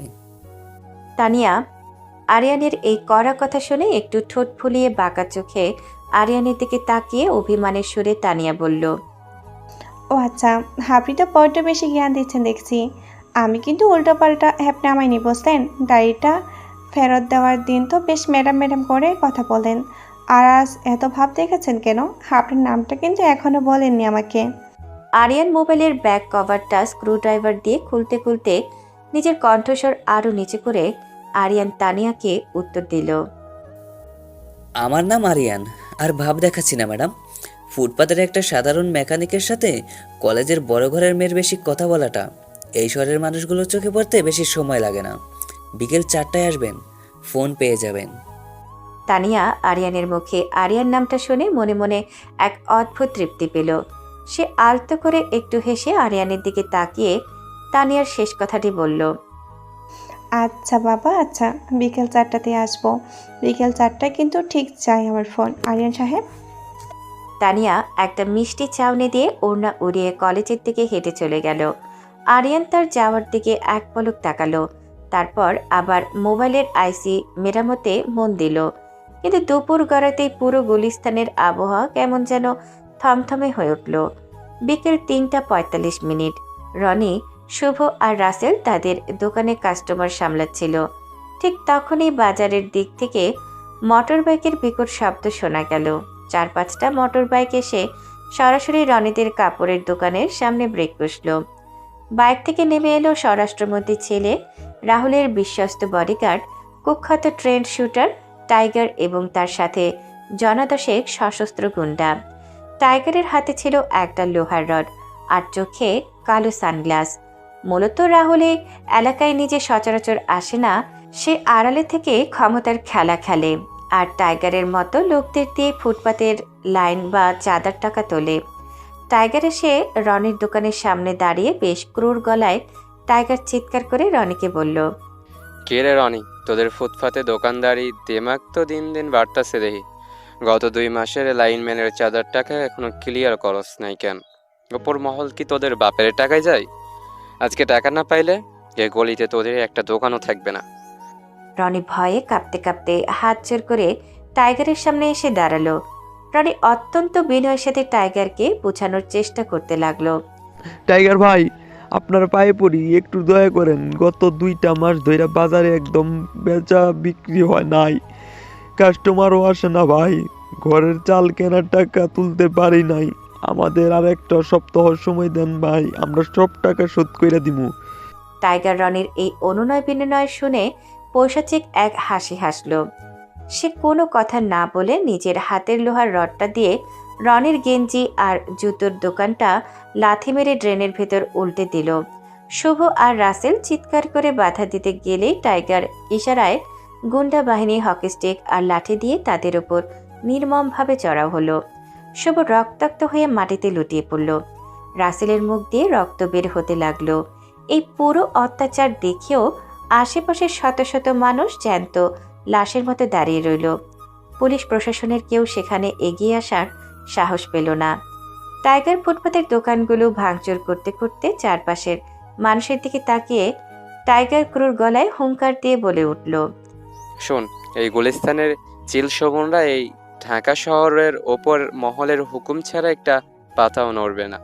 এই শহরের প্রতিদিন যেমন সাধারণ ঘরের মেয়েরা আড়ালে উধাও হয়ে যায় আর প্রশাসন আঙ্গুল চষে, তেমনই তোরা যদি চাঁদা না দিস, বেশি চিল্লাচিল্লি করস, তোদেরও লাশ বুড়িগঙ্গা ভাসাইয়া দেব। এ ফুটপাতে থাকতে হলে ক্ষমতার গোলামি কইরা চাঁদা দিয়ে থাকতে হইব, নইলে ডাইরেক্ট কবরে। দোকানের ভেতর থেকে আরিয়ান নিজের চোখের সামনে তার বন্ধুদের এই নির্মমভাবে মার খেতে দেখে আর নিজেকে ধরে রাখতে পারল না। গ্রামের সেই অভিশপ্ত রাতের কথা, নিজের বাবা মায়ের ওপর হওয়া অন্যায়ের আগুন তার মগজে এসে ধাক্কা দিল। সে হাতের স্ক্রু ড্রাইভারটা ফেলে দিয়ে এক ছোটে দোকানের বাইরে এসে টাইগারের হাতটা শক্ত করে চেপে ধরল। আরিয়ান কাঁপন্ত অথচ তীব্র রাগে কাঁপতে থাকা গলায় টাইগারের চোখের দিকে তাকিয়ে গর্জে উঠে বলতে লাগলো, থামেন, অনেক হইছে, আর এক টাকা তো অগো গায়ে করবেন না। এরা গরিব মানুষ, ফুটপাতে দোকান চালাইয়া খায়। তারা বলছে না তাদের এখন বেচা বিক্রি নাই? অন্যায়ভাবে এদের উপর কেন অত্যাচার করতেছেন? এই শহরে কি কোনো আইন আদালত নাই? টাইগার আরিয়ানের এই সাহস দেখে অবজ্ঞার হাসি হাসল। সে এক ঝটকায় আরিয়ানের হাতটা সরিয়ে দিয়ে নিজের হাতের লোহার রডটা দিয়ে আরিয়ানের পেটে এক প্রচণ্ড আঘাত করল। আরিয়ান ব্যথায় কুকড়ে মেঝেতে পড়ে যেতেই টাইগারের 2 জন গুন্ডা আরিয়ানের 2 হাত চেপে ধরল। টাইগার আরিয়ানের কপালে নিজের ভারী বুট জুতোটা চেপে ধরে সজোরে লাথি মারল। আরিয়ানের কপাল ফেটে রক্ত ছিটকে আবার তার চোখের ওপর নেমে এলো। রক্তের সেই লাল আবরণের মাঝেই আরিয়ান দেখল তার বন্ধুরা মাটিতে রক্তাক্ত অবস্থায় কাতরাচ্ছে। টাইগার আরিয়ানের চুলের মুঠি ধরে আরিয়ানকে ঝাঁকুনি দিয়ে অত্যন্ত নিষ্ঠুর গলায় বলল, আইন দেখাস রে ছোকরা। মন্ত্রী মহোদয় আর ওপরের মাফিয়ারা যেখানে হাত বাড়ায়, আইন সেখানে ওগো পায়ের জুতো পরিষ্কার করে। চাঁদা না দিলে এই শহরের কেউ বাঁচতে পারবে না। প্রতিদিন কত বড় বড় ঘরের মেয়েরা গায়েব হয়ে যায়, রাষ্ট্রমন্ত্রীর ইশারায় পুরো শহর তোলপাড় হয়, কেউ কিছু করতে পারে না। আর তুই আইসস ফুটপাতের মেকানিক হইয়া অন্যায়ের বিচার করতে। আজ তোরে জ্যান্ত ছাইরা দিলাম, কিন্তু মনে রাখিস, এ শহরের সাধারণ মানুষের কান্না শোনার মতো কেউ জন্মায়নি। চল রে ছেলেরা, কাম শেষ। টাইগার তার গুন্ডা বাহিনীকে নিয়ে মোটর বাইক স্টার্ট দিয়ে ধুলো উড়িয়ে চলে গেল। পুরো গুলিস্তানের মোড়ে তখন মানুষের নীরব হাহাকার, আর রনি, শুভ, রাসেলের রক্তাক্ত দেহের কুঙানি ভেসে আসছিল। আরিয়ান কপাল পেয়ে পড়া রক্ত হাত দিয়ে মুছল না। সে মাটির দিকে তাকিয়ে রইল। তার চোখের মনে দুটো এক মুহূর্তে পাথর হয়ে গেল। সে বুঝতে পারল এই সাধারণ খাকি ইউনিফর্ম বা আইনের পথে হেঁটে এই ক্ষমতাশালী দানবদের ধ্বংস করা যাবে না। এদের ধ্বংস করতে হলে এদের এই অন্ধকার জগতে পা রাখতে হবে, কিন্তু সম্পূর্ণ অদৃশ্য হয়ে। আরিয়ান মাটির রক্তমাখা ধুলো মুঠো করে চেপে ধরে আরিয়ান তার নিজের মনের ভেতর এক ভয়ঙ্কর প্রতিজ্ঞার সুর বলতে লাগলো। তোমরা ক্ষমতার জোরে আইনকে পায়ের জুতো বানিয়েছো, নিরীহ মানুষদের উপর অত্যাচার করছো, মেয়েদের জীবন ধ্বংস করছো, আর ভাবছো কেউ কিছু করতে পারবে না। আমি আসছি। এই শহরের অন্ধকার জগৎকে আমি এমনভাবে নাড়িয়ে দিব যে তোমাদের পুরো রাজপ্রাসাদ তাসের ঘরের মতো ভেঙে পড়বে। কেউ জানবে না এই খেলার চাল কে চালছে। আরিয়ান ধীর পায়ে উঠে দাঁড়ালো। তার চোখে তখন কোনো কান্না ছিল না, ছিল এক কালবৈশাখী ঝড়ের পূর্বাভাস। বিকেলের সেই ভয়ঙ্কর তাণ্ডবের পর গুলিস্তানের মোড়ে তখন এক থমথমে অন্ধকার। মজিদ খান, রনি, শুভ আর রাসেলের চিকিৎসার ব্যবস্থা করলেন। চায়ের দোকানের জং ধরা টেবিলের ওপর রাখা CRT টিভিতে ফয়সাল আহমেদের লাইভ রিপোর্ট চলছিল। দর্শক, গত 24 ঘন্টায় আরও 3 জন কলেজ পড়ুয়া মেয়ে নিখোঁজ। আন্ডারওয়ার্ল্ডের নারী পাচারকারী চক্র এই ঘটনার পেছনে জড়িত বলে ধারণা করা হচ্ছে, কিন্তু প্রশাসনের পক্ষ থেকে এখনও কোনো জোরালো পদক্ষেপ নেই। রিকশা চালক আবুল মিত্রা ক্ষোভে চায়ের কাপটা টেবিলে নামিয়ে রাখলেন। তিনি করিম চাচার দিকে তাকিয়ে বললেন, দেখলেন করিম চাচা, এই ঢাকা শহরে গরিবের ঝি বেটিকো কোনো নিরাপত্তা নাই। সিন্ডিকেট পুরো শহরকে খাইয়া দিতেছে, আর পুলিশ নাকি ক্লু খুঁজে পায় না। করিম চাচা দীর্ঘশ্বাস ফেলে তার পাকা দাড়িতে হাত বোলালেন। তিনি ভারী গলায় উত্তর দিলেন, চিল্লাইয়া লাভ নাই আবুল। বড় বড় মাফিয়া আর প্রশাসনের কিছু বড় মাথা একজোট হয়ে দেশটা চালাইতাছে। পুলিশ তো হাতের পুতুল। উপরওয়ালা ছাড়া এই নিরীহ মানুষগুলোরে বাঁচানোর মতো আর কেউ নাই। ঠিক তখনই টিভির পর্দায় ডিবি পুলিশের IT সেলের ইন্সপেক্টর রাকিব গম্ভীর মুখে বক্তব্য শুরু করলেন। আমরা আমাদের সর্বোচ্চ চেষ্টা করছি। সাইবার ইউনিট চোরাচালানের রোড ট্র্যাক করছে। সাধারণ জনগণকে বলবো, আতঙ্কিত হবেন না। শীঘ্রই অপরাধীদের আইনের আওতায় আনা হবে। রাত 9:45। গুলিস্তানের সেই জরাজীর্ণ ভবনের ছাদে রনি, শুভ আর রাসেল ব্যথায় কাতরাচ্ছিল। পিঙ্কির 2 বান্ধবী ফারজানা আর ঝুমুর সেখানে এলো। তারা আরিয়ানের দিকে আর চোখে তাকিয়ে শুভর সাথে কথা বলতে লাগলো। কি রে শুভ ভাই, তোদের এই অবস্থা কেন? তা তোদের এই নতুন পার্টনার আরিয়ানকেও দেখলাম মজিদ চাচার দোকানে। ওই কলেজ পড়ুয়া মেয়ে দেখি আরিয়ানের সাথে খুব হেসে কথা বলে। শেষ পর্যন্ত ধনী বাপের মেয়ে কি এক মেকানিকের প্রেমে পড়লো? ঝুমুর তার ওড়না ঠিক করতে করতে আরিয়ানের দিকে তাকিয়ে মুচকি হেসে বলল, ঠিক বলেছিস ফারজানা। আরিয়ানের চোখের দিকে তাকা, কেমন যেন গভীর। ও কি আসলে মেকানিকের হেল্পার নাকি তান্ত্রিক? শুভ ভাই, একটু জিজ্ঞেস করতো ও তানিয়ারে কি জাদু করলো? শুভ ব্যথা চেপে রসিকতার সুরে উত্তর দিল, আরে তোরা আরিস না? আরিয়ান তো দেখি মেকানিক না, ও হইতেছে ঠান্ডা মাথার ফিলোসোফার। তানিয়া ম্যাডাম ওর দোকানে আইসা নাম জিজ্ঞেস করে, আর ওই হালায় ভাব লইয়া কয় আমার কোনো নাম নাই। আমাগো মতো হিরো থাকতে মেয়েরা মেকানিকের প্রেমে পড়ে কেমনে, এইটা আমি নিজেই বুঝলাম না। রাসেল চাদরের ভেতর থেকে মাথা বের করে আরিয়ানের দিকে তাকিয়ে বলল, শুভ, তুই থাম। আরিয়ান ভাই, তুই সাবধানে থাকিস। এই ঢাকা শহরের বড় ঘরের মেয়েদের পিছনে বড় বড় শকুন ঘরে ফুটপাতের মেকানিক হইয়া বড় লোকের মেয়ের সাথে প্রেম করা মানে নিজের কবরের টিকিট কাটা। আরিয়ান চুপচাপ কথাগুলো শুনছিল। তার মুখে কোনো বিকার ছিল না। রাত 11:15 আরিয়ান পকেটে কিছু পার্স নেওয়ার অজুহাতে বাইরে বের হলো। রনি তাকে দেখে সতর্ক করলো, কই যাস আরিয়ান? শরীর যা চোট, খাওয়া বাইরে অন্ধকার, তুই এখনো যাস না? রুমে থাইকা ঘুমা। আরিয়ান শান্ত গলায় রনিকে বলল, রনি ভাই, কাল দোকানে একটা জরুরি কাজ আছে। নবাবপুর থেকে কিছু ডিসপ্লের আইসি আর কানেক্টর আনতে হবে। আমি সাবধানে যাব, চিন্তা করো না। আরিয়ান গুলিস্তানের মেন রোডের ফ্লাইওভারের নিচের অন্ধকার রাস্তা দিয়ে হাঁটছিল। সে আসলে ডার্ক নেটওয়ার্কের সিগন্যাল সোর্স চেক করছিল। বঙ্গবন্ধু এভিনিউয়ের গলিতে সে এক ধস্তাধস্তির দৃশ্য দেখল। 3-4 জন ছিনতাইকারী আমজাদ চৌধুরীর নামে এক ব্যবসায়ীকে ছুরি দিয়ে জিম্মি করেছে। এই বুড়া, একদম চিল্লাবি না। তোর ব্যাগে যা টাকা আছে সব বের কর। চিল্লাইলে এক কোপে কলিজা বাইরে নিয়ে আসমু। আমজাদ চৌধুরী ভয়ে কাঁপতে কাঁপতে ব্যাগটা শক্ত করে ধরে বললেন, বাবা তোমরা টাকা নিও না, ব্যাগে কোম্পানির খুব জরুরি কিছু ডকুমেন্টস আছে। তোমরা চাইলে আমি কিছু টাকা দিতে পারি, কিন্তু সব নিও না। আরিয়ান মুহূর্ত দেরি না করে গলির মোড়ে পড়ে থাকা একটা লোহার পাইপ তুলে নিল। নিঃশব্দে এগিয়ে গিয়ে সে প্রধান ছিনতাইকারীর ডান হাতে পাইপ দিয়ে প্রচণ্ড আঘাত করল। অন্য দুই ছিনতাইকারী চমকে উঠলে আরিয়ান তাদের পায়ে ও ঘাড়ে সজোরে আঘাত করল। আহত ছিনতাইকারীরা প্রাণ বাঁচাতে পালিয়ে গেল। আমজাদ চৌধুরী দেয়ালে পিঠ ঠেকিয়ে হাঁপাতে হাঁপাতে আরিয়ানের দিকে তাকিয়ে বললেন, বাবা তুমি কে? আজ তুমি না থাকলে এই পশুগুলা আমারে মেরেই ফেলতো। তুমি আমার জীবন বাঁচাইছো, তোমার এই ঋণ আমি কোনোদিন শোধ করতে পারবো না।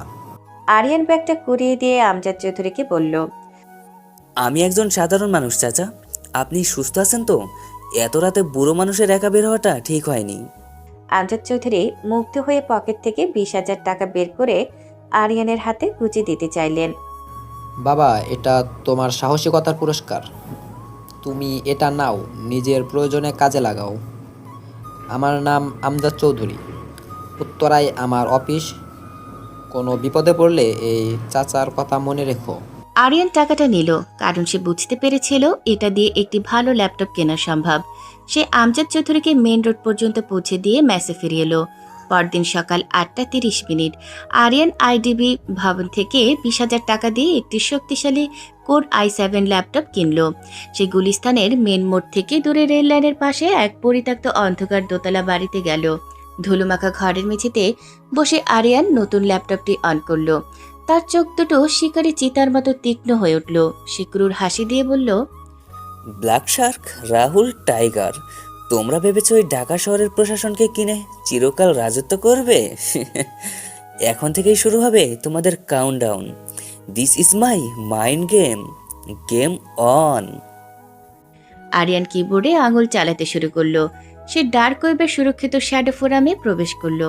আরিয়ান সেখানে 4 জন বাঘা বিদেশি হ্যাকারের কম্পিউটার ও ব্যাংক অ্যাকাউন্ট হ্যাক করে তাদের চ্যাটরুমে ইনভাইট করলো।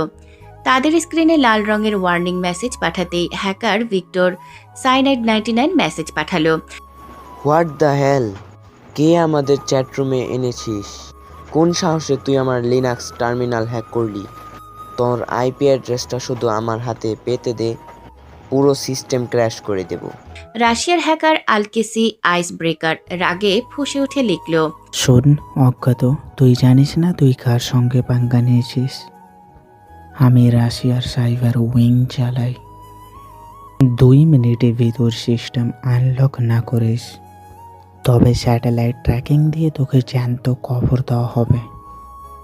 আরিয়ান তাদের প্রত্যেকের ব্যক্তিগত গোপন ফাইল আর পরিবারের ছবি স্ক্রিনে ফ্ল্যাশ করে দিল। এটা দেখে 4 হ্যাকারের কপাল দিয়ে খাম ছুটতে লাগলো। আরিয়ান ইংলিশে মেসেজ পাঠালো, ভিক্টর, আলেক্সি, ডেভিড, কার্লোস, তোমরা ভাবছো তোমাদের ভিপিএন অনেক স্ট্রং?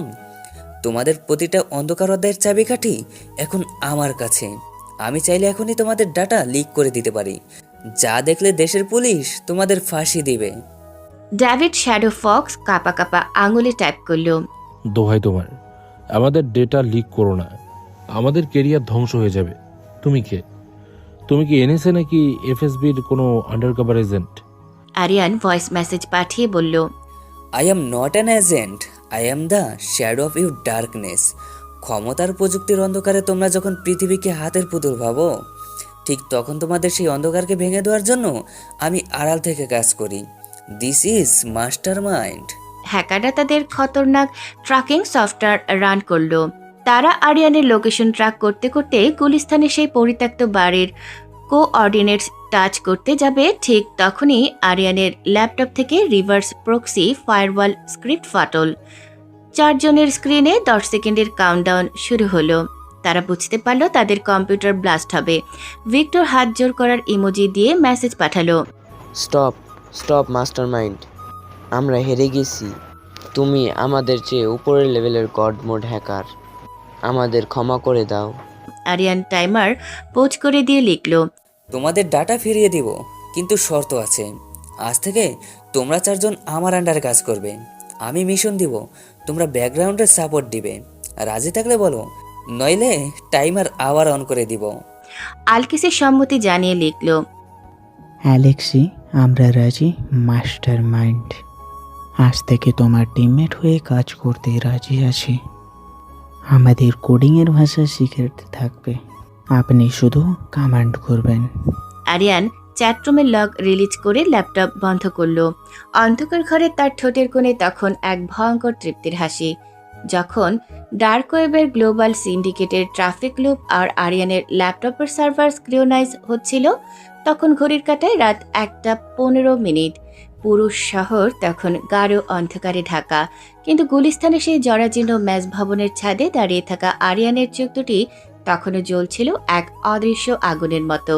ডার্ক ওয়েবের 7,000 কোটি টাকার ফান্ডের ম্যাপ আর গ্লোবাল রাউন্ডিং প্রোটেক্টগুলো তার মগজের ভেতর সুপার কম্পিউটারের মতো অনবরত স্ক্রল হচ্ছিল।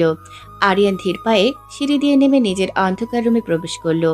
ম্যাচের বাকি ছেলেরা তখন গভীর ঘুমে মগ্ন। আরিয়ান বিছানার তলা থেকে সেই পুরনো প্লাস্টিকের বস্তাটা টেনে বের করলো এবং ল্যাপটপটি ভেতরে লুকিয়ে রাখলো। আরিয়ান তার বিছানায় শুয়ে সিলিংয়ের দিকে তাকিয়ে নিজের মনেই এক ক্রূর হাসি হেসে নিজেকে উদ্দেশ্য করে বলে উঠল, ঢাকার ওই দুরন্দর ভিলেনরা আর মাফিয়ারা ভেবেছে এই আরিয়ানকে খুব সহজে ধরে ফেলবে। তারা ক্ষমতার জোর আর অস্ত্র দিয়ে এই ফুটপাতের মেকানিককে চিরতরে শান্ত করে দিবে। অথচ তারা জানে না, খেলা তো কেবল শুরু। আমার শেষ ফাঁদে পা দেওয়ার পর তাদের সাম্রাজ্যের একটা ইটও আর আস্ত থাকবে না। রাত গড়িয়ে ভোর এলো। সূর্য উঠল গুলিস্তানের জঞ্জালে ঘেরা রাজপথে। সকাল 9:30।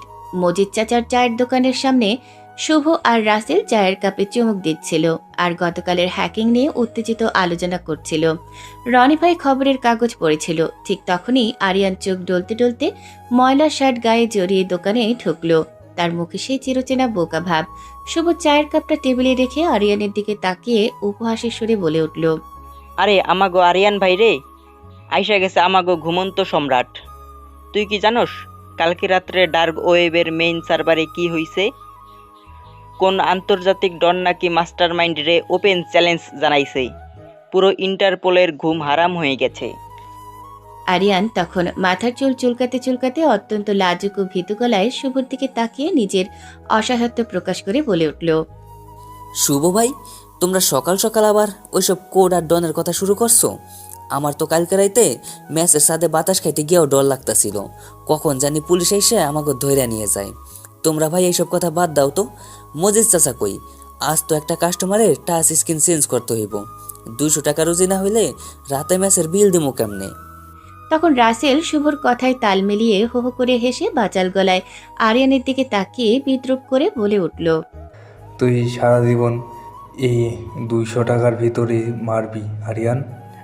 দুনিয়ার ডানরা কাঁপতাছে জাস্ট একটা ল্যাপটপের চাপে, আর তুই আসস টাচ স্ক্রিন নিয়ে। আরিয়ান ওদের উপহাসে মিষ্টি হাসি দিয়ে নিজের ভাঙা টেবিলটায় সামনে গিয়ে বসল। কেউ জানল না এই বোকা ছেলেটার এক আঙুলের ইশারায় পুরো আন্ডারওয়ার্ল্ড কাঁপছে। এভাবে সময় গড়িয়ে বিকেল 4:45 হলো। ধানমন্ডির লেকের পাড় দিয়ে তানিয়া অফিস থেকে বাড়ি ফিরছিল। ঠিক তখনই রাহুলের কালো রঙের মাইক্রোবাস এসে তানিয়ার পথ আগলে দাঁড়ালো। গাড়ি থেকে নামলো শুটার, টাইগার আর তার বডিগার্ডরা। তানিয়া কিছু বুঝে ওঠার আগে টাইগার ক্লোরোফর্মের রুমাল চেপে তাকে তুলে নিল এবং গুলশানের এক সেফ হাউসে নিয়ে গেল। সন্ধ্যা 7:30। তানিয়াকে চেয়ারে বেঁধে রাখা হয়েছে। তার চোখের বাঁধন খুলতেই রাহুল তানিয়ার থুতনিটা জোরে চেপে ধরে অত্যন্ত অহংকারী গলায় তানিয়ার দিকে তাকিয়ে হুমকি দিয়ে বলে উঠল, কিরে তানিয়া, অনেক তো অহংকার তোর। আইটি সেলের ডিরেক্টরের বোন বলে নিজে খুব বড় কিছু ভাবিস না। তোকে আজ এখানে কেন এনেছি জানিস? তুই আমাকে বিয়ে করবি না বলেছিস না? আজ তোকে এই সেফ হাউসে আটকে রেখে আমি তোকে নিজের করে নেব। আর তোর ওই ভাই আরিফ আহমেদকে বলবি সে যেন মাস্টার মাইন্ডের আসল পরিচয়টা আমার বাপের পায়ে এনে দেয়, নইলে তোকে জ্যান্ত ফেরত পাবে না। তানিয়া প্রচন্ড সাহসের সাথে রাহুলের চোখের দিকে তাকিয়ে গর্জে উঠে নিজের প্রতিবাদ জানিয়ে বলে উঠল, রাহুল, তোর এত বড় সাহস, তুই এখনো চিনিসনি মাস্টার মাইন্ডকে? তোদের এই পাপের সাম্রাজ্য সে 1 সেকেন্ডে ধুলোয় মিশিয়ে দেবে। ছেড়ে দে আমাকে। রাহুল পৈশাচিক হেসে টাইগারদের দিকে তাকিয়ে নির্দেশ দিল। রাহুল তখন তানিয়ার দিকে তাকিয়ে বলে উঠল, হা হা হা, তোর ওই মাস্টার মাইন্ড তো স্বরাষ্ট্র মন্ত্রণালয়ের এসি রুমে বসে থাকা কোনো কাপুরুষ। সে আমার এই সেফ হাউসের ম্যাপ কোনোদিনও পাবে না। টাইগার, গেটটা লক করে দে। আজ রাতে মেয়েকে। কথা শেষ হওয়ার আগেই হঠাৎ সেফ হাউজের সব লাইট নিভে গেল। 1 সেকেন্ড পর লাইট জ্বলে উঠলে দেখা গেল আরিয়ান দাঁড়িয়ে আছে। রাহুল চিৎকার করে উঠল, কে তুই? এখানে কিভাবে ঢুকলি? গার্ডস, ওকে শুট কর। আরিয়ান সানগ্লাস খুলে বরফ শীতল কণ্ঠে রাহুলের দিকে তাকিয়ে নিজের পরিচয় দিয়ে বলে উঠল, আমি কে সেটা জানার যোগ্যতা তোদের মতো চুনুপুটিদের নেই। তবে ডার্ক ওয়েবের দুনিয়া আমাকে চেনে, দ্য মাস্টার মাইন্ড। তোরা আমার নেটওয়ার্কে হাত দিয়েছিস, সহ্য করেছি, কিন্তু তোরা আমার তানিয়ার গায়ে হাত দিয়ে নিজেদের মৃত্যুর পরোয়ানা নিজেই লিখেছিস। টাইগার কোমরের পিস্তল হাত দিয়ে আরিয়ানকে তাচ্ছিল্য করে বলে উঠল, এই ছোঁচো নাকি মাস্টার মাইন্ড? এই পিচ্ছি পোলা আমাকে ট্রেড দিতেছে। কাল্লো সুলতান, ওরে জ্যান্ত কেটে টুকরো টুকরো কর। আরিয়ান চিতার গতিতে কাল্লুর হাত মুচড়ে দিল, সুলতানকে পাঁচ দিয়ে অজ্ঞান করলো এবং টাইগারের নাক ফাটিয়ে দিয়ে পিস্তল কেড়ে নিল। রাহুল কোনায় গিয়ে বসলো। আরিয়ান রাহুলের কলার ধরে শান্ত গলায় শেষ সতর্কতা দিয়ে বলে উঠল, তোকে আজকে মারবো না রাহুল, কারণ তোর এবং তোর বাপের জন্য আমি এর চেয়েও বড় শাস্তি রেডি করে রেখেছি। আরিয়ান তানিয়ার বাঁধন খুলে দিল। তানিয়া ঘোরের মধ্যে আরিয়ানের দিকে তাকিয়ে রইল। আরিয়ান তানিয়াকে নিজের গাড়িতে করে বাড়িতে পৌঁছে দিল। পরের দিন 10:30 স্বরাষ্ট্র মন্ত্রণালয়ের চেম্বারে আলতাফ হোসেন, ডন জাভেদ এবং অফিসার জামিল বসা। স্বরাষ্ট্রমন্ত্রী রাগে চিৎকার করে বলে উঠলেন, অফিসার জামিল, আমি আজ রাতের মধ্যে ওই মাস্টার মাইন্ডকে জ্যান্ত অথবা মরা চাই। সে আমার ছেলের ওপর হাত দিয়েছে। সে আন্ডারওয়ার্ল্ডের সমস্ত মাফিয়াদের অ্যাকাউন্ট ট্র্যাক করছে। কি এই লোক? অফিসার জামিল গম্ভীর গলায় পরিস্থিতি ব্যাখ্যা করে বলে উঠলেন, স্যার, আমরা টাইগারের কাছ থেকে জবানবন্দি নিয়েছি। সে জানিয়েছে যে ছেলেটি হামলা করেছিল সে নিজেকে সরাসরি মাস্টার মাইন্ড বলে দাবি করেছে। কিন্তু আশ্চর্যের বিষয় হলো ডন ব্ল্যাক শার্ক এখনো মনে করছে এই মাস্টার মাইন্ড আসলে আমাদের আইটি সেলের ভেতরেই বসা কোনো বড় কর্মকর্তা। ব্ল্যাক শার্ক এখনো আসল সত্যটা বুঝতে পারছে না। ডন জাভেদ জল শক্ত করে স্বরাষ্ট্রমন্ত্রীর দিকে তাকিয়ে নিজের পরিকল্পনা জানিয়ে বলে উঠল, মন্ত্রী মহোদয়, এই হ্যাকার যদি আমাদের আন্ডারওয়ার্ল্ডের টাকা এভাবে লক করতে থাকে তবে আমাদের ব্যবসা ধ্বংস হয়ে যাবে। আমাদের পার্সোনাল হ্যাকার জাহিদকে আমি কাজে লাগিয়েছি। জাহিদ ডার্ক ওয়েবের গ্লোবাল সিন্ডিকেটের সাথে যোগাযোগ করছে। আজ রাতের মধ্যেই গ্লোবাল হ্যাকাররা মাস্টার মাইন্ডের আইপি অ্যাড্রেস ট্র্যাক করে তার আসল মুখোশ টেনে ছিঁড়ে ফেলবে। স্বরাষ্ট্রমন্ত্রী ও মাফিয়ার যখন ষড়যন্ত্র করছিল, ওদিকে আরিয়ান তার সহযোগীদের সাথে আপডেট শুনছিল। আরিয়ান ফোনের তার জোড়া দিতে দিতে হাসল। সে জানত মাফিয়ারা তার পাতা শেষ ফাঁদে পা দিতে যাচ্ছে। এই ঘটনার রেশ ধরে আরিয়ান এখন তার ল্যাপটপের ভার্চুয়াল জেলের ভেতর পুরো গ্লোবাল সিন্ডিকেটকে বন্দি করার চূড়ান্ত প্রসেস শুরু করল। সে জানে এই 7,000 কোটি টাকার ফান্ডের ডাটা যদি সে একবার রিলে করতে পারে তবে ইন্টারপোলের মতো সংস্থা স্বরাষ্ট্র মন্ত্রণালয়ের ডোরবেল বাজাবেই।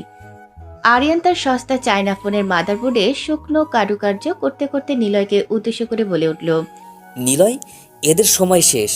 আজ রাতে ঢাকা শহরে যে অন্ধকার নামবে তা শুধু পাওয়ার গ্রিড শাটডাউনের অন্ধকার হবে না, এটা হবে মাফিয়া সাম্রাজ্যের চূড়ান্ত বিলুপ্তির অন্ধকার। নিলয় শুধু মাথা নাড়ালো। সে জানত আরিয়ান যা বলে তা পাথর প্রমাণ সত্য। আকাশ তখন গোধূলির লাল রঙে ঢাকা। আরিয়ানের এই নীরব যুদ্ধের নীল নকশা তখন পুরো সিন্ডিকেটের হৃৎপিণ্ডে কাটা হয়ে বিচ্ছিল। আকাশ তখন গোধূলির শেষ রক্তিম আভাটুকু গায়ে মেখে ঢাকার দিগন্তে ডুবে যাচ্ছে। গুলিস্তানের চায়ের দোকানের ভেতর আরিয়ানের সেই পুরনো ল্যাপটপের কুলিং ফ্যানের শব্দটা যেন বাঘের গর্জন হয়ে বেজে উঠছিল। আরিয়ান যখন নিলয়কে উদ্দেশ্য করে তার সেই চূড়ান্ত অন্ধকারাচ্ছন্ন ভবিষ্যৎবাণী করল, তখন দোকানের বাইরে জঞ্জাল ঠেলে মজিদ চাচা এক গ্লাস পানীয় নিয়ে ভেতরে ঢুকলেন। মজিদ চাচা আরিয়ানের ল্যাপটপের ওই অদ্ভুত কোডগুলো দেখে খানিকটা ভয় পেয়ে নিজের মনে বিড়বিড় করে উঠলেন। মজিদ চাচা আরিয়ানের দিকে তাকিয়ে একরাশ শঙ্কা নিয়ে বলে উঠলেন, আরিয়ান, এই কোডগুলো কি কোনো বড় বিপদ ডেকে আনছে না? তোর চোখগুলো আজ খুব অন্যরকম দেখাচ্ছে। তুই কি কোনো বড় শয়তানের সাথে পাল্লা দিচ্ছিস না বাবা? আরিয়ান মজিদ চাচার দিকে তাকিয়ে এক মায়াবী ও শান্ত হাসি দিয়ে নিজের কাজের গুরুত্ব বুঝিয়ে দিয়ে বলে উঠল, চাচা, আমি শয়তানের সাথে পাল্লা দিচ্ছি না, বরং শয়তানকে তার নিজের গর্তেই আটকে দিচ্ছি। আপনি কোনো চিন্তা করবেন না, এইসব কোড শুধু ওইসব নষ্ট মানুষদের কালো টাকাগুলো টেনে আনবে, সাধারণ মানুষের কোনো ক্ষতি করবে না। মজিদ চাচা দোকান থেকে বেরিয়ে গেল। আরিয়ান আবার তার ল্যাপটপের কিবোর্ডে মনোনিবেশ করল। সে তার নিলয়, রায়ান, ফাহিম আর তানজিলকে ইশারায় কাছে ডাকল। আরিয়ান এবার অত্যন্ত গম্ভীর এবং রণকৌশলী গলায় তাদের সবাইকে নির্দেশনা দিয়ে বলে উঠল, নিলয়, তুই গ্লোবাল সিন্ডিকেটের ওই ডার্ক নেটওয়ার্কের মেন গেটওয়েতে একটা স্লিপিং ভাইরাস পুশ করে দে। রায়ান, ফাহিম, তোরা নিশ্চিত কর যে মন্ত্রণালয়ের আইটি সেল যেন কোনোভাবে আমাদের আইপি অ্যাড্রেস ট্র্যাক করতে না পারে। তানজিল, তুই স্বরাষ্ট্রমন্ত্রীর বাসার ইন্টারনেট কানেকশনের উপর নজর রাখ।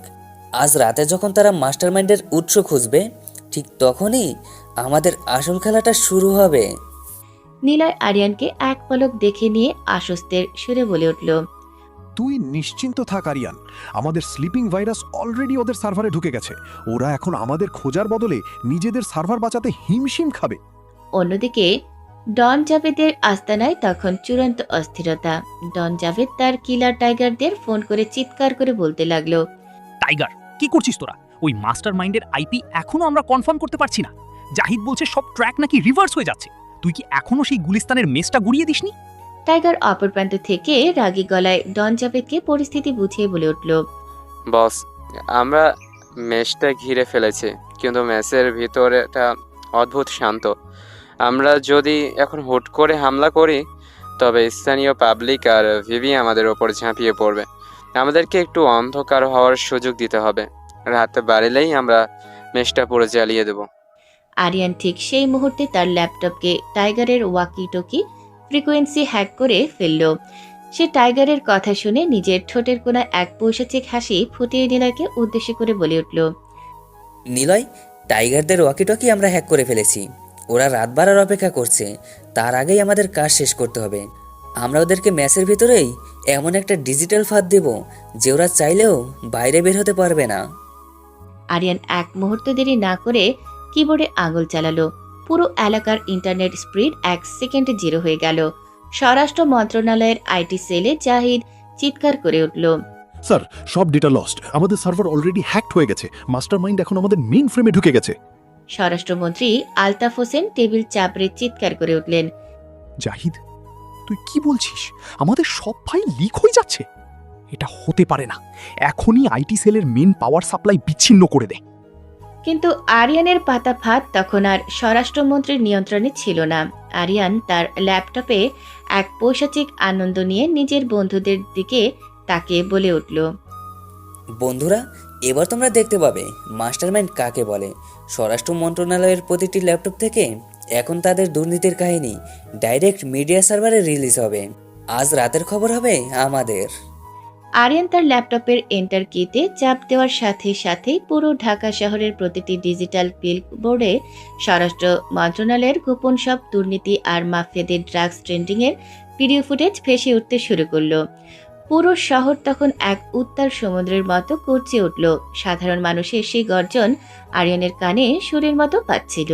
সে তার ল্যাপটপটি বন্ধ করে নিলয়কে উদ্দেশ্য করে বলে উঠল, নিলয়, এবার এখান থেকে বের হওয়ার সময়। আজকের রাতটা এই শহরের মানুষদের জন্য অনেক দীর্ঘ হতে যাচ্ছে, আর মাফিয়াদের জন্য অনেক ছোট। আরিয়ান এবং তার সঙ্গীরা চায়ের দোকান থেকে বের হয়ে গলি ধরে মিলিয়ে গেল। পেছনের অন্ধকারে টাইগার আর তার কিলার বাহিনী তখনও ম্যাচ ভবনটা জ্বালানোর অপেক্ষায় দাঁড়িয়েছিল। তারা জানত না যে তারা এক বিশাল মরণ ফাঁদে পা দিতে যাচ্ছে। গুলিস্তানের অন্ধকার গলি দিয়ে আরিয়ান এবং তার সঙ্গীরা অত্যন্ত দ্রুত পায়ে এগিয়ে যাচ্ছিল। চারপাশ তখন পুলিশ আর মাফিয়াদের দৌড়ঝাঁপে উত্তাল। আকাশ জুড়ে সাইরেনের শব্দ। আরিয়ান এক মুহূর্তের জন্য দাঁড়িয়ে পড়ল এবং পকেট থেকে তার সেই সাধারণ বাটন ফোনটি বের করল। সে ফোনটির কিপ্যাডে একটা বিশেষ কোড প্রেস করল। আরিয়ান তার বন্ধুদের দিকে তাকিয়ে অত্যন্ত গম্ভীর গলায় নির্দেশ দিয়ে বলে উঠল, নিলয়, রায়ান, তোরা মেন রাস্তা দিয়ে না গিয়ে ওই পুরনো কালবোর্ডের নিচ দিয়ে যা। আমি একাই এই টাইগার আর তার বাহিনীকে ডাইভার্ট করছি। ওরা আমার এই সাধারণ ফোনের ট্র্যাকার বসিয়ে রেখেছে। আমি ওদেরকে সিগন্যাল দিয়ে শহরের অন্য প্রান্তে টেনে নিয়ে যাব। নিলয় আরিয়ানের হাত চেপে ধরে শঙ্কার সুরে বলে উঠল, আরিয়ান, এটা খুব ঝুঁকিপূর্ণ। তুই একা কিভাবে সামলাবি? ওরা তোকে মেরে ফেলবে। আরিয়ান নিলয়ের কাঁধে হাত রেখে এক শান্ত হাসি হেসে বলে উঠল, ওরা আমাকে মারার আগেই নিজেদের সাম্রাজ্য ধুলোয় মিশতে দেখবে। তোমরা চিন্তা করো না, আমার ব্যাকআপ ডেটা অলরেডি সেফ সার্ভারে ট্রান্সফার হয়ে গেছে। তোমরা দ্রুত পালাও। আরিয়ান একা বিপরীত দিকে দৌড়াতে শুরু করলো। পেছনের অন্ধকারে টাইগারের দল তাকে দেখতে পেয়ে চিৎকার করে উঠল। টাইগার তার পিস্তল উঁচিয়ে তার সাঙ্গপাঙ্গদের উদ্দেশ্যে গর্জন করে বলে উঠল, ওই যে সেই মাস্টার মাইন্ড, ওকে ধর। কেউ যেন ওকে জ্যান্ত না পাই। আজ রাতে ওই ছেলেটার কলিজা ছিঁড়ে ফেলবো। আরিয়ান দৌড়াতে দৌড়াতে এক পরিত্যক্ত গুদামের ভেতর ঢুকে পড়ল। বাইরে তখন বৃষ্টির তোড় শুরু হয়েছে। টাইগারের লোকেরা গুদাম ঘরটা ঘিরে ফেলল। টাইগার ভেতরে ঢুকে উপহাসের স্বরে আরিয়ানের দিকে তাকিয়ে বলে উঠল, কিরে হ্যাকার, এবার তো পালানোর পথ বন্ধ। এখন কোথায় যাবি? তোর ওই কোডিং দিয়ে কি আমাদের বুলেটের গতি আটকাতে পারবি? আরিয়ান গুদামের মাঝখানে দাঁড়িয়ে শান্তভাবে টাইগারের দিকে তাকিয়ে কোনো ভয় না পেয়ে বলে উঠল, টাইগার, তোমরা কি কখনো ভেবে দেখেছো কেন আমি তোমাদের এই গুদামে টেনে আনলাম? কারণ এখানকার ফায়ার সেফটি সিস্টেমটা আমি অলরেডি হ্যাক করে রেখেছি। আরিয়ান তার হাতের স্মার্ট ওয়াচের একটা বাটন চাপ দিল। মুহূর্তের মধ্যে গুদামের ছাদ থেকে অজস্র পরিমাণে ফোম আর ধোঁয়ার কুয়াশা নেমে এলো। চারিদিকে সাদা ধোঁয়ায় ভরে গেল। টাইগার আর তার লোকেরা কিছুই দেখতে পাচ্ছে না। আরিয়ান সেই ধোঁয়ার মাঝখান দিয়ে অবলীলায় টাইগারের পাশ দিয়ে বেরিয়ে গেল।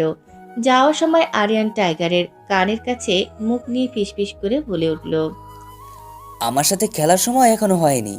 টাইগার, তোমরা শুধু আমার পাতা গেমের গুটি মাত্র। টাইগার ধোঁয়ার মধ্যে পাগলের মতো গুলি চালাতে শুরু করলো, কিন্তু ততক্ষণে আরিয়ান অনেক দূরে চলে গেছে। এদিকে স্বরাষ্ট্র মন্ত্রণালয়ের সেই হাইটেক সার্ভার রুমে স্বরাষ্ট্রমন্ত্রী আলতাফ হোসেন তখনও নিজের চেয়ারে বসে কাঁপছেন। তার সামনে জাহিদ ধুলোর মতো ফ্যাকাশে মুখে দাঁড়িয়ে আছে। স্বরাষ্ট্রমন্ত্রী চিৎকার করে জাহিদকে উদ্দেশ্য করে বলে উঠলেন, জাহিদ, কোনো খবর আছে? ওই মাস্টার মাইন্ড কি ধরা পড়েছে? পুরো মিডিয়া আমার বাড়ির সামনে দাঁড়িয়ে আছে। আমার সমস্ত দুর্নীতির ফাইল এখন ইন্টারনেটে পাবলিক। আমাকে বাঁচানোর কোনো উপায় কি নেই?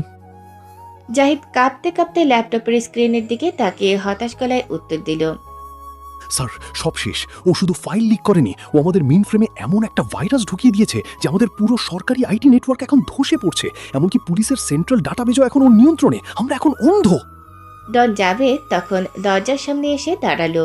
তার চোখে তখন হিংস্র ক্রোধ। সে স্বরাষ্ট্রমন্ত্রীর দিকে তাকিয়ে পৈশাচিক গলায় ঘোষণা করল, আলতাফ সাহেব, আপনি এই হ্যাকারকে সামলাতে ব্যর্থ হয়েছেন। এখন সময় এসেছে আন্ডারওয়ার্ল্ডের আইন অনুযায়ী ওকে বিচার করার। আমার 7,000 কোটি টাকা উদ্ধার না হওয়া পর্যন্ত আমি ওর হাত পা কেটে এই শহরের দেয়ালে ঝুলিয়ে রাখবো। জাহিদ, তুই কি আর কোনো রাস্তা দেখছিস না? জাহিদ একটা ফাইল স্বরাষ্ট্রমন্ত্রীর দিকে বাড়িয়ে দিয়ে কাঁপা কাঁপা কণ্ঠে বলে উঠল, স্যার, আর একটা মাত্র রাস্তা আছে। আমাদের শহরের প্রধান পাওয়ার গ্রিডটা যদি আমরা শাটডাউন করে দিই, তবে ওই হ্যাকারের আইপি সিগন্যাল বিচ্ছিন্ন হয়ে যাবে। কিন্তু এতে পুরো ঢাকা শহর অন্ধকারে ডুবে যাবে আর কয়েক হাজার মানুষের জীবন সংকটে পড়বে। স্বরাষ্ট্রমন্ত্রী আলতাফ হোসেন কোনো দ্বিধা না করে শয়তানের মতো হেসে উত্তর দিলেন, পুরো শহর অন্ধকারে ডুবলে আমার কিছু যায় আসে না। আমার গদি আর আমার টাকা বাঁচানোই এখন প্রধান। যাও, পুরো পাওয়ার গ্রিড শাটডাউন করে দাও। আরিয়ান ঠিক সেই মুহূর্তে তার ল্যাপটপে সব শুনতে পাচ্ছিল। সে তার বন্ধুদের দিকে তাকিয়ে চূড়ান্ত লড়াইয়ের ঘোষণা দিয়ে বলে উঠল, বন্ধুরা, ওরা পাওয়ার গ্রিড বন্ধ করতে চায়, কিন্তু ওরা জানে না আমি অলরেডি পুরো গ্রিডটাকে একটা স্ট্যান্ড বাই জেনারেট মোডে নিয়ে গেছি। ওরা যখনই মেন পাওয়ার বন্ধ করবে, তার বদলে আমি পুরো শহরের ডিজিটাল বিলবোর্ড আর সরকারি টিভি চ্যানেলগুলোতে মাফিয়াদের সমস্ত খুনের স্বীকারোক্তি লাইভ করে দিব। আরিয়ানের এই মাস্টার স্ট্রোকের জন্য আন্ডারওয়ার্ল্ড আর মন্ত্রীরা একদম প্রস্তুত ছিল না। রাত 1টা, পুরো শহর তখন এক থমথমে নীরবতায়। আরিয়ান একা তার সেই পুরনো ল্যাপটপ নিয়ে একটি ক্যাফেতে বসে কিবোর্ডের শেষ বাটনটি চাপল। আরিয়ানের চোখ থেকে তখন আগুনের ফুলকি ঝরছে। সে ধীর স্বরে নিজের মনেই বলে উঠল, এই শহর আমাকে চিনুক বা না চিনুক, আজ থেকে এই শহরের অন্ধকার থেকে মিথ্যে অহংকারের পতন হবে। আমার এই এক ক্লিকের যুদ্ধ আজ থেকে নতুন বাংলাদেশের সাইবার বিপ্লব হিসেবে লেখা থাকবে। আরিয়ান কিবোর্ড থেকে হাত সরিয়ে নিল।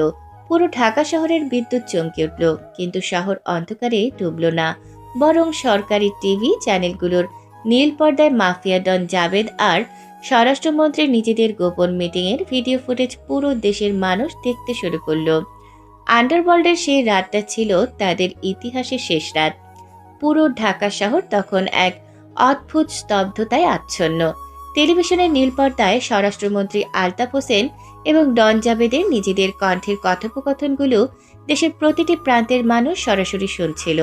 স্বরাষ্ট্র মন্ত্রণালয়ের প্রতিটি অফিস কক্ষ এখন মানুষের ঘৃণার উপহাসের উত্তাল। ঠিক সেই মুহূর্তে গুলিস্তানের সেই পুরনো ক্যাফের এক কোনায় আরিয়ান অত্যন্ত ধীরস্থিরভাবে তার কফির কাপে চুমুক দিচ্ছিল।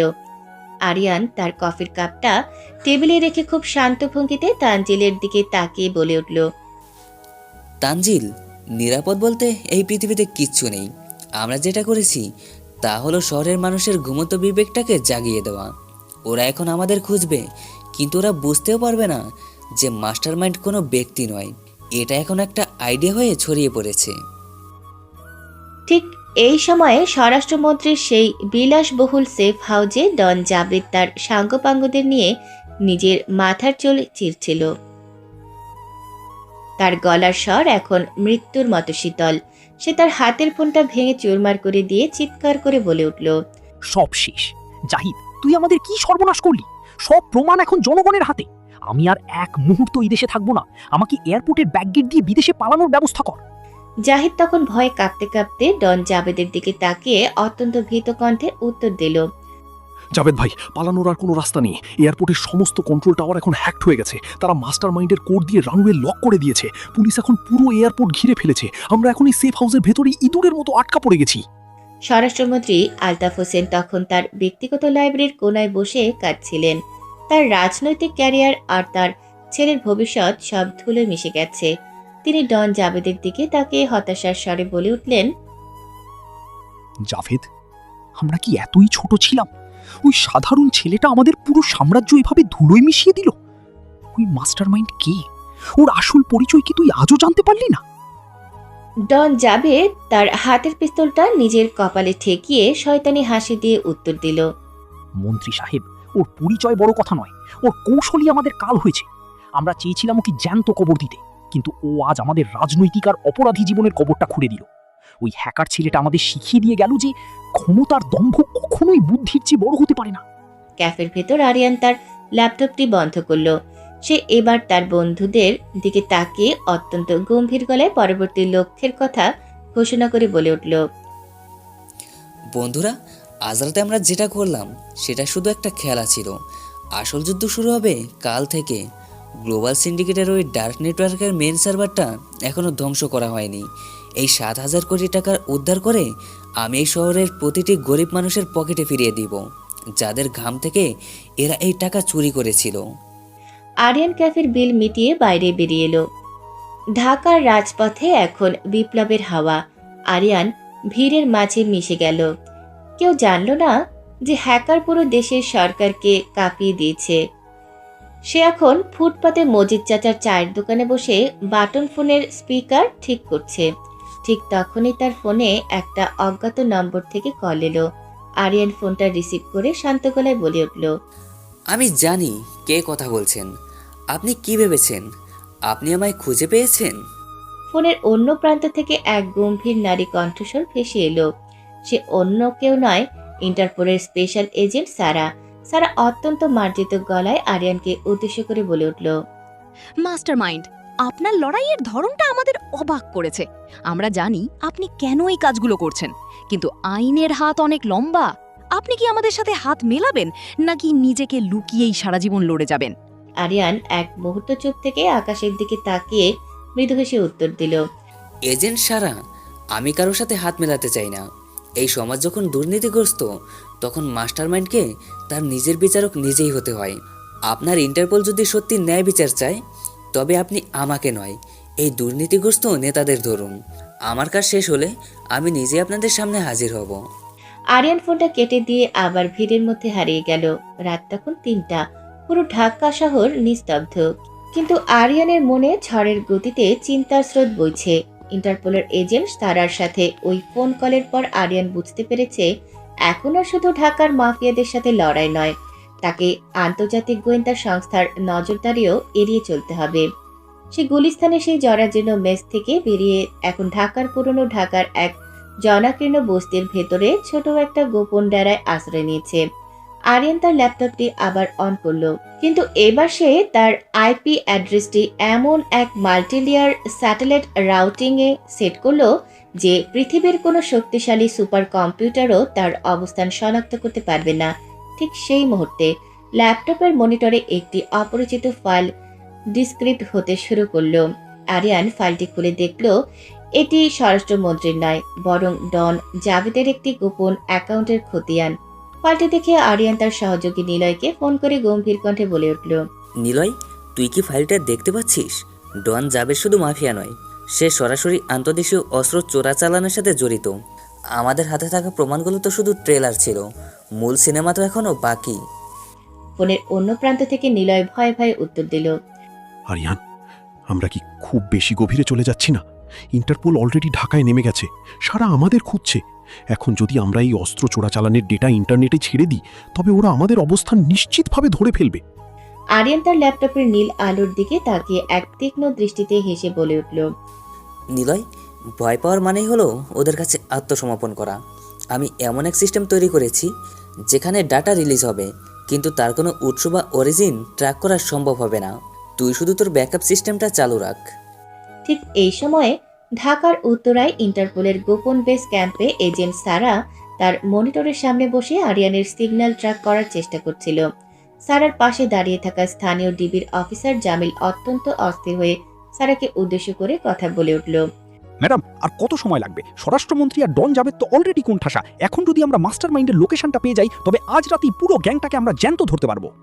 এজেন্ট সারা তার মনিটরের দিকে তাকিয়ে চিন্তিত মুখে জামিলকে উত্তর দিল, অফিসার জামিল, আপনি যে ছেলেটাকে সাধারণ হ্যাকার মনে করছেন, সে আসলে একজন জিনিয়াস। সে প্রতি সেকেন্ডে তার আইপি অ্যাড্রেস পরিবর্তন করছে।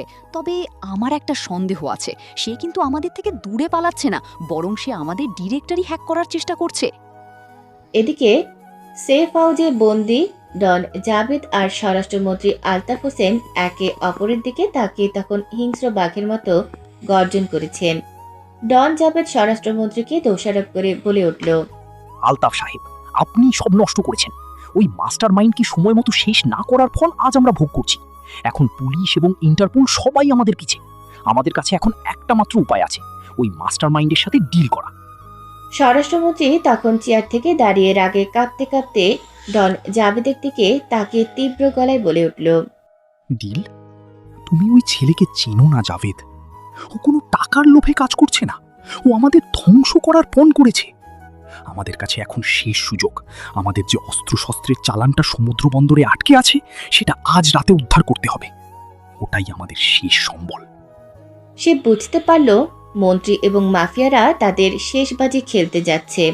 আরিয়ান সাথে সাথে তার ল্যাপটপ পোর্ট অথরিটির সার্ভারে ঢুকে পড়ল। আরিয়ান তার মনে মনে এক পৈশাচিক পরিকল্পনা সাজিয়ে নিলয়কে উদ্দেশ্য করে বলে উঠল, নিলয়, ওরা আজ রাতে সমুদ্র বন্দরে যাচ্ছে। ওরা মনে করেছে আমি এই অস্ত্রগুলোর খবর জানি না। আজ রাতে আমি শুধু ওই অস্ত্রগুলোই বাজেয়াপ্ত করব না, বরং আমি এমন এক ডিজিটাল বোম ফিট করব যে ওদের সব মালামাল পানির নিচে চলে যাবে। আরিয়ান তার ল্যাপটপের কিবোর্ডে এক বিশেষ কমান্ড টাইপ করলো। পুরো বন্দরের সার্ভার এখন তার হাতের মুঠোয়। রাত তখন 11:50।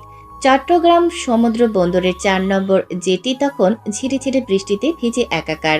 বন্দরে বিশাল বিশাল কন্টেইনারগুলোর আড়ালে দাঁড়িয়েছিল ডন জাভেদের ভাড়াটে বাহিনী। তাদের সাথে স্বরাষ্ট্রমন্ত্রীর কিছু বিশ্বস্ত লোকও ছিল।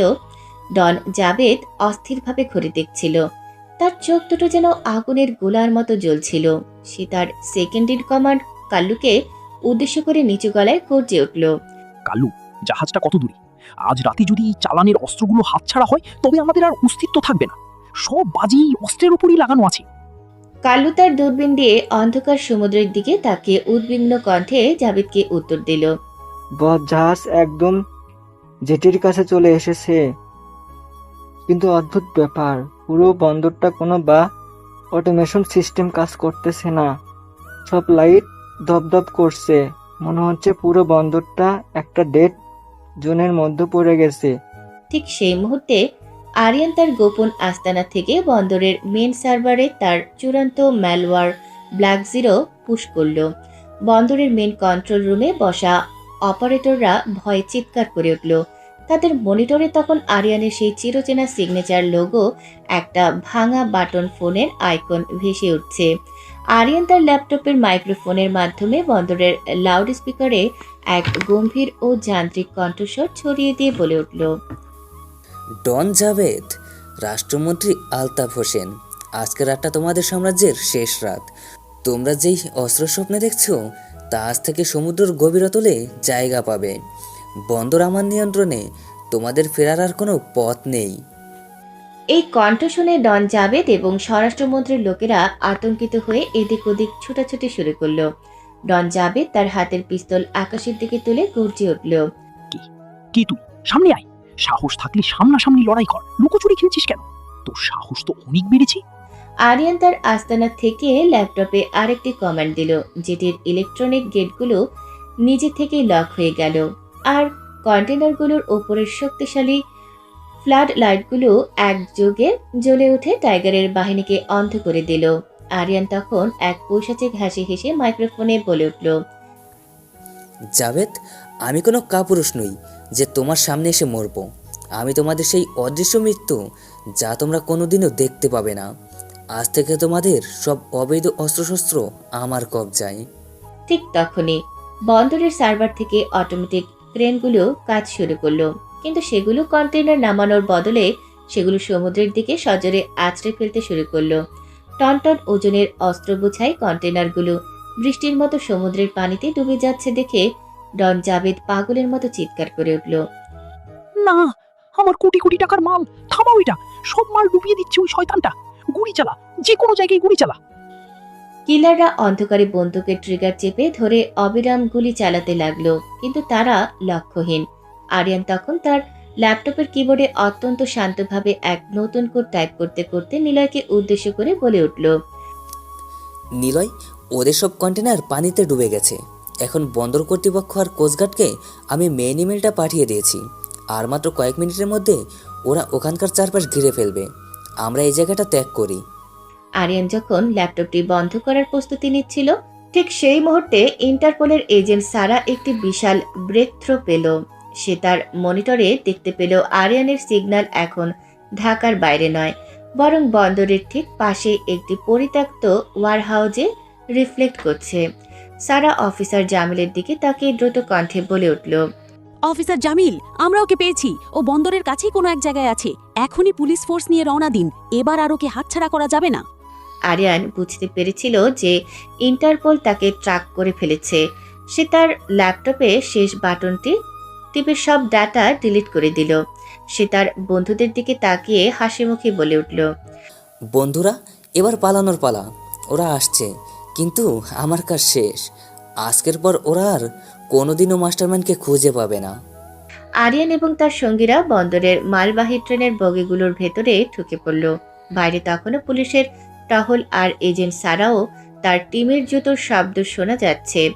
আরিয়ান একটি কন্টেইনারের পেছনে বসে তার বাটন ফোনটি বের করে নিল, যাতে কোনো ডিজিটাল ফুটপ্রিন্ট ধরা না পড়ে। সে খুব নিচু স্বরে তার সঙ্গীদের উদ্দেশ্য করে বলে উঠল, আমাদের কাজ অর্ধেক হয়েছে। ওরা এখন বন্দরে ব্যস্ত, আর এই সুযোগে আমাদের ওমেগা বসের মূল নেটওয়ার্কে আঘাত করতে হবে। ওরা যে ডেটা ডিলিট হয়েছে মনে করেছে, তা আসলে ছিল আমার ব্লব বা বাধ্যতা। আসল ফাইলগুলো অলরেডি আমি ক্লাউড সার্ভারের এমন এক লেয়ারে পাঠিয়ে দিয়েছি যা ইন্টারপোলের সাধ্যের বাইরে। এদিকে ইন্টারপোলের এজেন্ট সারা বন্দরের সেই ওয়ারহাউজে পৌঁছে দেখল সব ফাঁকা। সে মেঝের উপর পড়ে থাকা আরিয়ানের সেই পুরনো ল্যাপটপের ব্যাটারিটি হাতে তুলে নিল, যা আরিয়ান ইচ্ছা করে ফেলে রেখে গিয়েছিল। সারা সেটি পরীক্ষা করে অফিসার জামিলের দিকে তাকিয়ে গম্ভীর গলায় বলে উঠল, ও আমাদের সাথে খেলছে জামিল। এটা কোনো সাধারণ হ্যাকার নয়, এই যেন কোনো অদৃশ্য ছায়া। এই ল্যাপটপের ব্যাটারিটাও ও আমাদের ভুল পথে চালানোর জন্য রেখে গেছে। ওমেগা বস আমাদের ব্যবহার করছে, আর এই ছেলেটি আমাদের সবাইকে বোকা বানিয়ে দিচ্ছে। অফিসার জামিল প্রচণ্ড হতাশ হয়ে সারাকে উদ্দেশ্য করে বলল, তাহলে আমরা এখন কি করব? এই মাস্টারমাইন্ডকে ধরা কি তবে অসম্ভব? ও কি আমাদের হাতের নাগালের বাইরে চলে গেল? এজেন্ট সারা বন্দরের বৃষ্টির দিকে তাকে এক দীর্ঘশ্বাস ফেলে অত্যন্ত দৃঢ়তার সাথে উত্তর দিল। অসম্ভব কিছুই নেই। ও যখনই পরের মুভটা দেবে ও আমাদের ঠিক নজরে পড়বেই। ওর ভুল করার অপেক্ষায় থাকতে হবে আমাদের। এখনকার মতো ও আমাদের হাত ফসকে গেল, কিন্তু ওর এই অজেয় হওয়ার অহংকারই ওর পতনের কারণ হবে। রাত তখন 2টা। আরিয়ান এবং তার সঙ্গীরা শহরের এক প্রান্তে এসে ট্রেন থেকে নেমে গেল। আরিয়ান আকাশের দিকে তাকিয়ে এক রহস্যময় হাসি হাসল, কারণ সে জানত ওমেগা বস এখন তাকে ধরার জন্য তার সবথেকে ভয়ঙ্কর কিলার ম্যাক্সিমাসকে ঢাকায় পাঠিয়েছে। আরিয়ান পকেট থেকে সেই রহস্যময় নারী জেরার দেওয়া চিপটি বের করে নিল এবং তার ল্যাপটপটি আবার অন করল। সে নিলয়কে উদ্দেশ্য করে বলে উঠল, নিলয়, এবার লড়াইটা শুধু মাফিয়াদের সাথে নয়, বরং এবার লড়াইটা হবে ছায়ার বিরুদ্ধে। ম্যাক্সিমাস আসছে আর আমাদেরও প্রস্তুত হতে হবে। কাল ভোর 5টায় সদরঘাটে কি আছে তা আজকে আমাকে জানতে হবে। আরিয়ান তার ল্যাপটপের টার্মিনালে শেষ কোডটি টাইপ করলো।